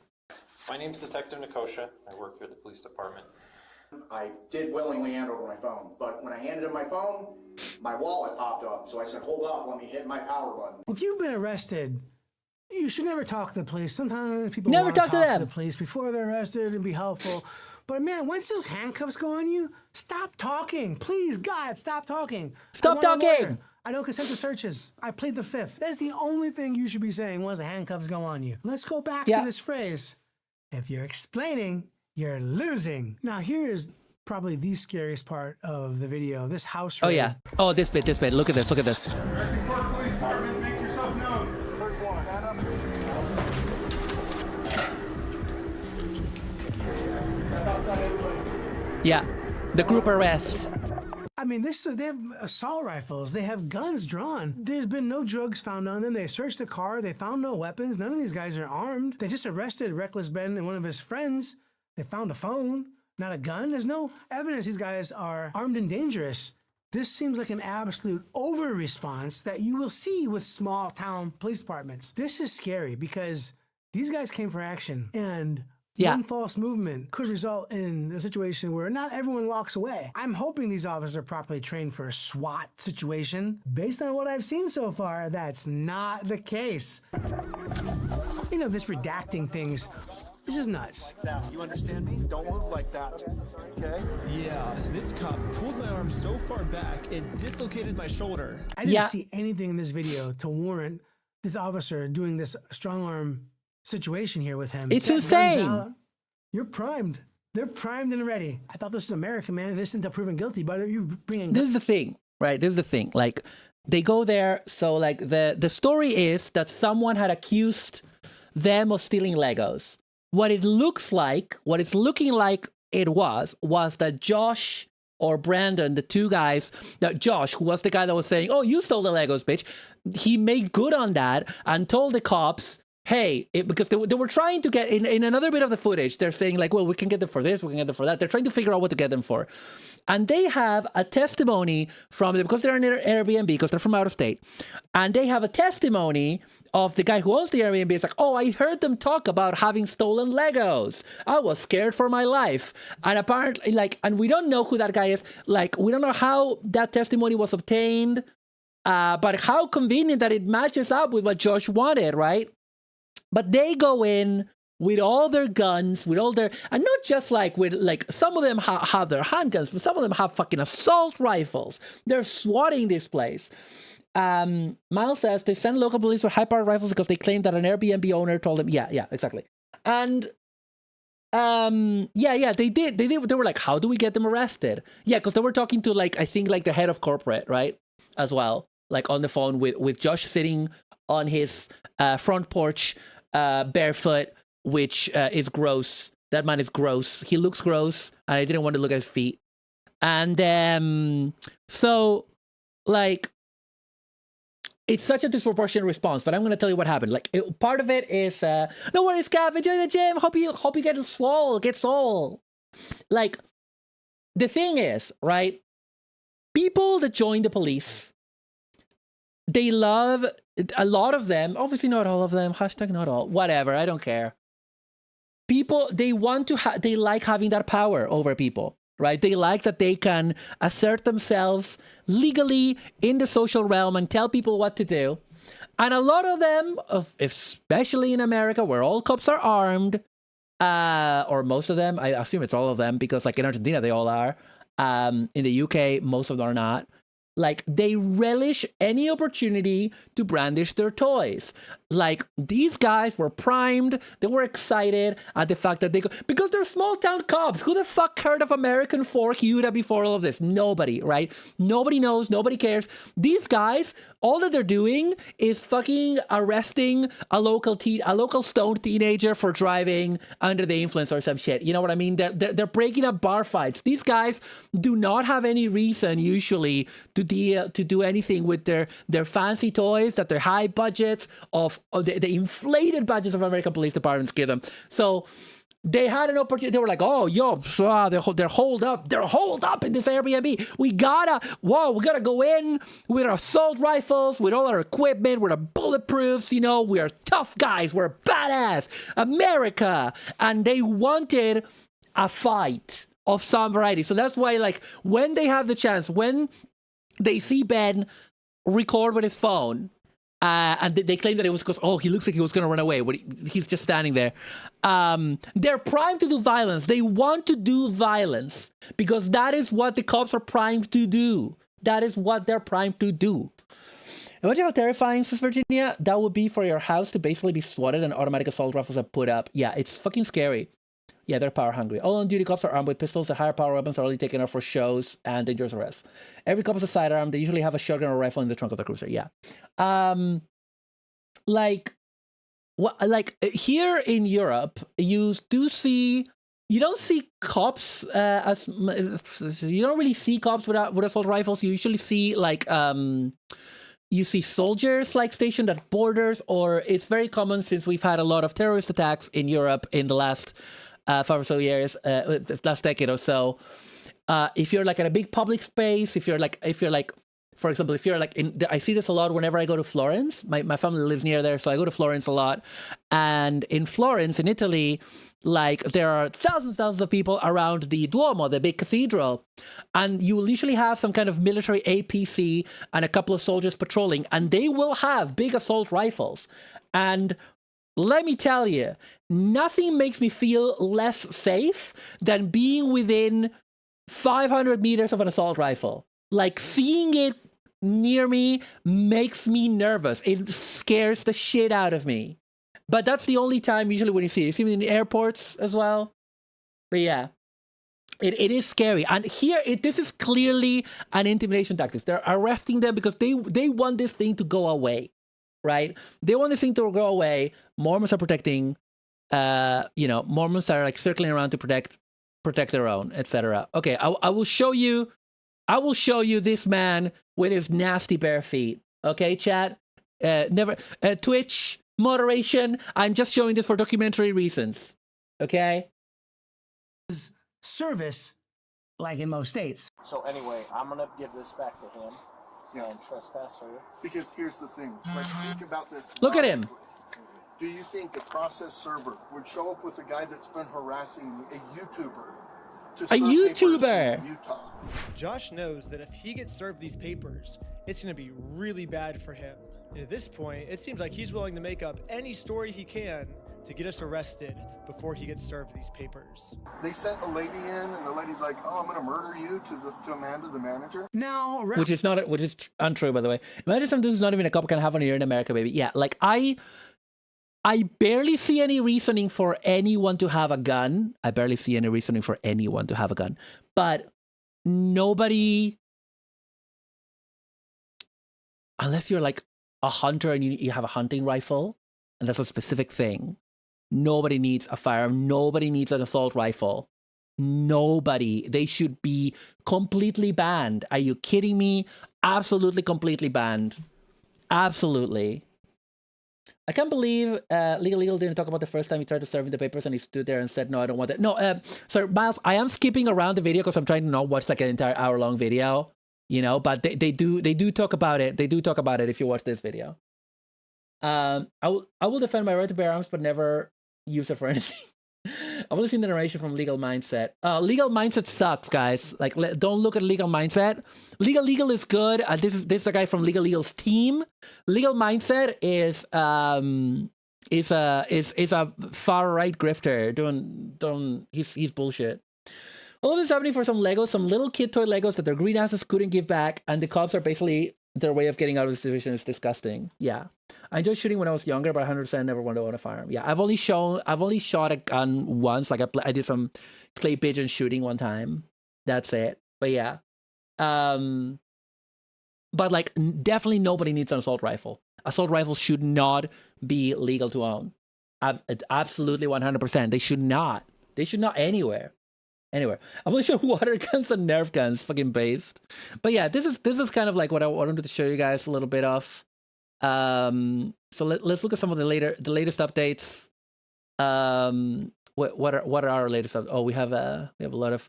Is the American Fork website still down? I think it's still down. So yeah, there was an entire interview where this guy, the civil rights lawyer, he talks to this friend of Reckless Ben's, or like I think he's like a fan that like joined in because he lives like down the block from Josh in Utah. But says Legal is good. I'm not as much of a fan as the rest of his team. Maybe just because they have less experience doing the videos. Yeah, like yeah, it's whatever, right? But like I mean, I do like this guy. What is his name? Yeah, I don't know who this guy is. Anyway, but so Reckless Ben, so if you guys want to know more, there's the Legal Eagle video. This is really good if you want to get into the nitty gritty of consignment law, which is like what is at dispute here. The other Legal Eagle video, which we've been skimming, this one, I do recommend watching it in its entirety because it tells you more than what I've been saying. There's a lot of other shit happening, obviously, because this has become, this is like the thing to react to. I'm reacting to it. I'm not even helping. You know what I mean? I'm not even helping because I'm contributing to this. But yeah, one of the things Legal says is like there's so much like Ben is doing stuff for stunts, and that's not going to help his case. And also one of the things that this guy talks about. What is his name? I don't know what his name is. Legal's name is clearly Mr. Legal. Mr. Eagle, first name Legal. But one of the things is that at the end of the second video, Reckless Ben. Hang on a second. Reckless Ben. Reckless Ben, at the end of the second video, he let me see, where was it? This is the second video. He's like, I'm in Mexico, you know? I'm not even from here. What? I mean, I'm not American, if that's what you mean. But yeah, at the end of it, hang on, was it the second one? Yeah, at the end of it, hang on. Department could tell me is that I do have a warrant, but this time he has a warrant. Proved it that I will have no bail, and I am now a physical threat to Josh, the person the police are protecting. So basically, at any moment now, I could be arrested without bail for some mystery crime. There really is only one thing that I can do now. Well, I'm in Mexico now, and the American police have no authority here. What's going on? What the heck is that thing? Yeah, this is the bit where he... Look at this. Yeah, he's full on Dudes Rock kind of guy. This moment, I realized what I had to do. Look at him go. They can just bully anyone who tries to stop them and committing... Oh, you're saying he didn't turn out to be in Mexico? Do you have any link for that, Miles? Do you have any links for that? Because what they're saying in the other video was basically like, hey, if he's in Mexico and he recorded that, that's gonna look really bad for him when he comes back to America, because they're gonna go like, you try to escape the law. But yeah, the latest, the footage is released.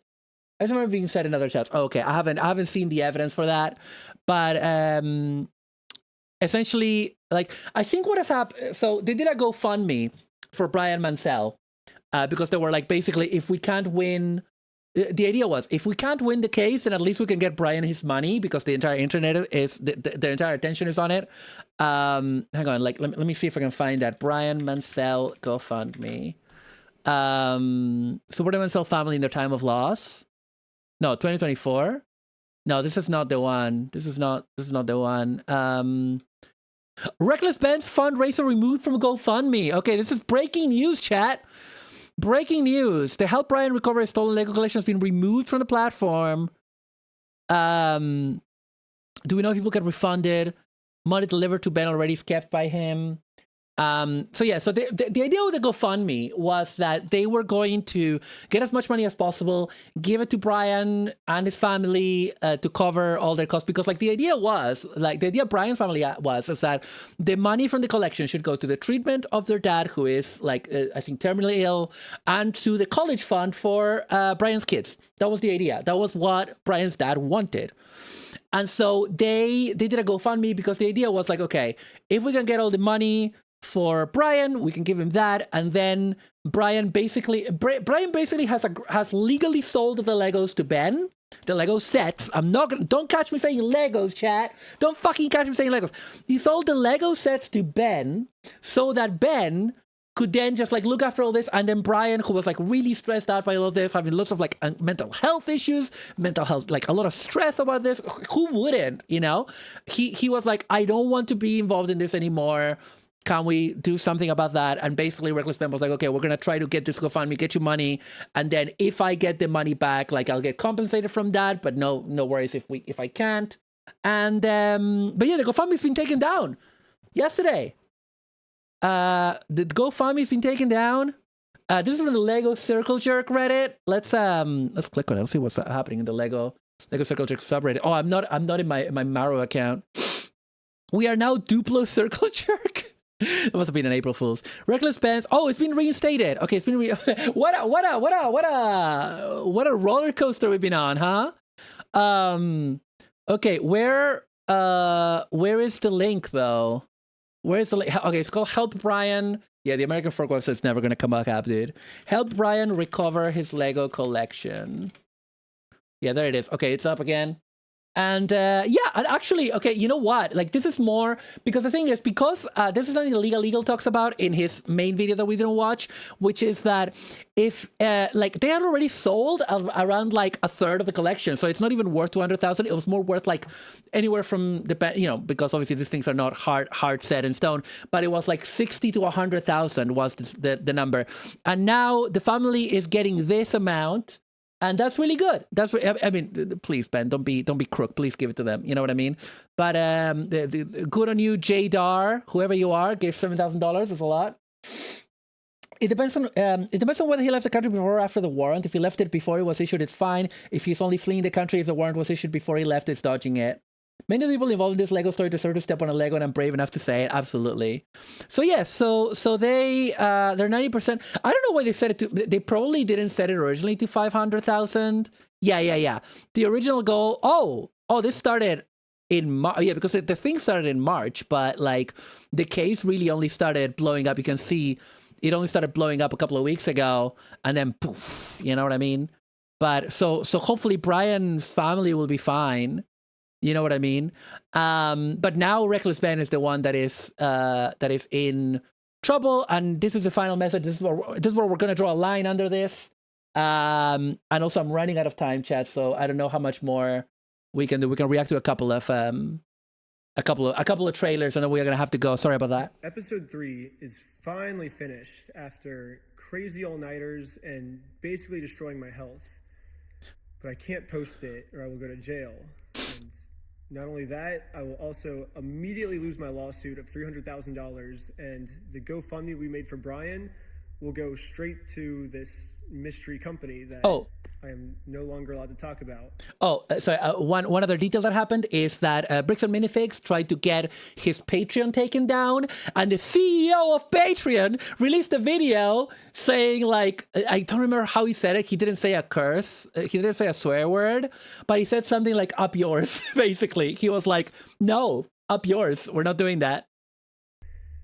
Rare Patreon dub. Which I guess a judge approved for them that this was a valid form of service. And so now that I'm officially served, I cannot even mention this company or I will be in jail and everything. Yeah. Normally I would be like, screw the big guy telling me what to do. I'm going to do what's morally right.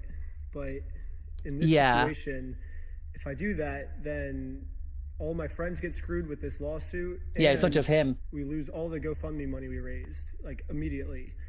So I am no longer allowed to even mention this mystery company. My personal opinion is that this is unfair because This order was put on me because this company was telling the court that I was making bomb threats. I was planning on murdering the manager and employees, which obviously I didn't Dirty do, tactics. and you can see that in the footage. The only problem is I was not given a chance to share my side. The court just heard their perspective, not mine. So absolutely, because I wasn't able to share my side, I am now no longer allowed to talk about them, and it looks like this might be it. So, yeah. Yeah, so basically until that shit gets like completely resolved, then I don't think he can legally say anything, which makes sense, honestly, because like throughout when I was watching the videos, I was like, isn't this going to be bad for you legally, Ben? Isn't this going to cause you problems, brother? Like, I know that he's trying to do the right thing. And I know that the law fucking sucks. We talked about this over and over in the stream, how much the law is against the little guy. But at the same time, he's not necessarily doing himself any favors. But again, with all of these viral stunts, he has managed to get them a lot more money than they would have gotten. He has managed to, you know, he's put himself, what I have to respect about Reckless Ben, okay? I respect that he put himself on the line. He put himself legally, liably on the line to, to get this family the payout that they honestly, no, it's not even deserve. It's that they own, that they're owed, right? In such a shitty situation. And I really respect the direct action. Obviously, it's very, very fucking content pilled.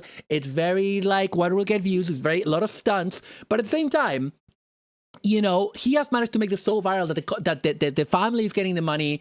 And that's more than I could have done, and I gotta respect that.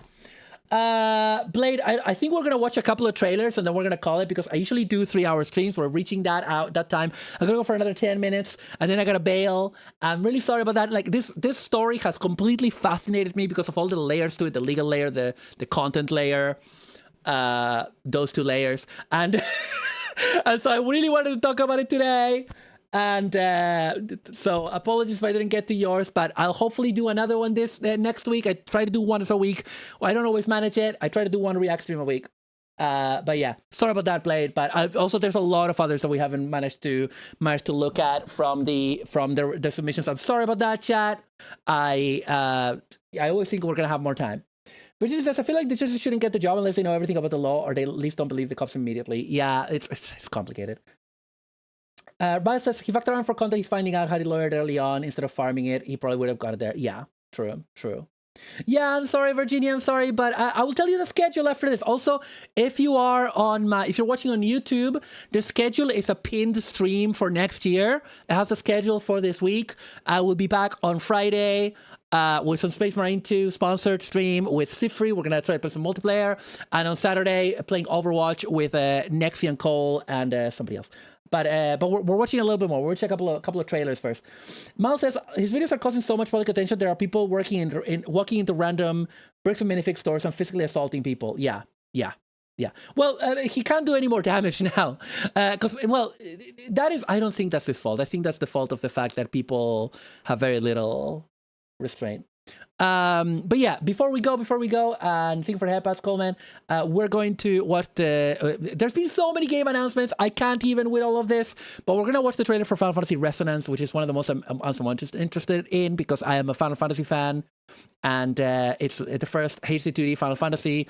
When are you gonna give me Chrono Trigger HD 2D, remake, fucking Xenogears? Come on, man. Anyway, this will have to do for now.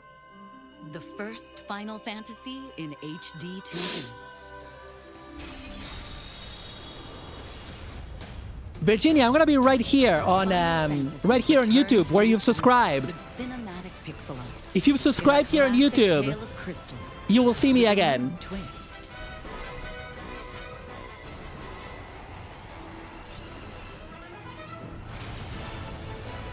Final Fantasy Resonance. I don't like the title. Make it Final Fantasy 17, you cowards. By revenge and shrouded in darkness, seeks to shatter the 8 crystals that sustain this world. I don't know, it doesn't look like Brave Exvius to me. It just looks like a JRPG. Set out on a journey to protect the crystals. It has trains. Trains are good. Bound by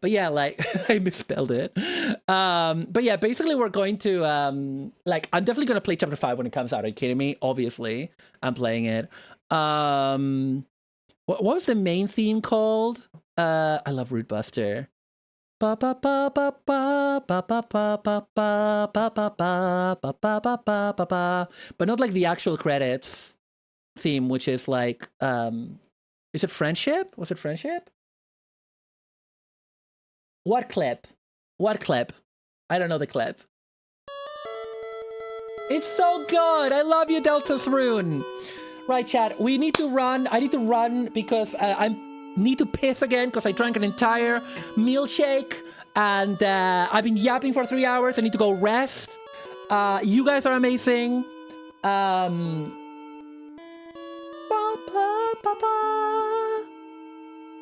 I'll leave it on the server. Okay. No worries. Listen, let's just begin the just chatting. Don't go anywhere because we're gonna raid out. Okay, do not go anywhere. Let me just very quickly go to just chatting. I need to tell you when I'm next streaming for anyone. This is both on YouTube and Twitch. We're only gonna raid out on Twitch. We're not doing it on YouTube because I haven't figured out how to do it yet. I'm sorry. But yeah, this is my schedule. I am back on Friday at I think 5:30 p.m. UK time, 12:30 p.m. Eastern US time for Space Marine 2 with Sifri, and on Saturday it's at 5 p.m. I believe, playing Overwatch. 5 p.m. UK time, 12 p.m. Eastern US time, playing Overwatch with Nexi, and right now we're gonna raid the fuck out, chat. All right, we're gonna raid the fuck out. Do not go anywhere. We're raiding out. That's mainly obviously for the Twitch side of things, but thank you everybody for being here. And who is around that I know? Oh, you know what? Chaos Gaming Life. They are, for those who don't know them, they're an Italian retro streaming couple. They can speak English and they have subtitles in English, okay? But they can also speak in English to you. So we're gonna raid out to them. Go hang out, give them a follow, and they're wonderful. They're talking about all retro magazines right now. So we're gonna do that. No, it's this. It's hang on a second. It's Raid MSG. It's Raid MSG. Okay. So thank you everybody. And yeah, we're gonna raid them. And yeah, thank you so much. I will see you on Friday for Space Marines for the Emperor. Bye everybody.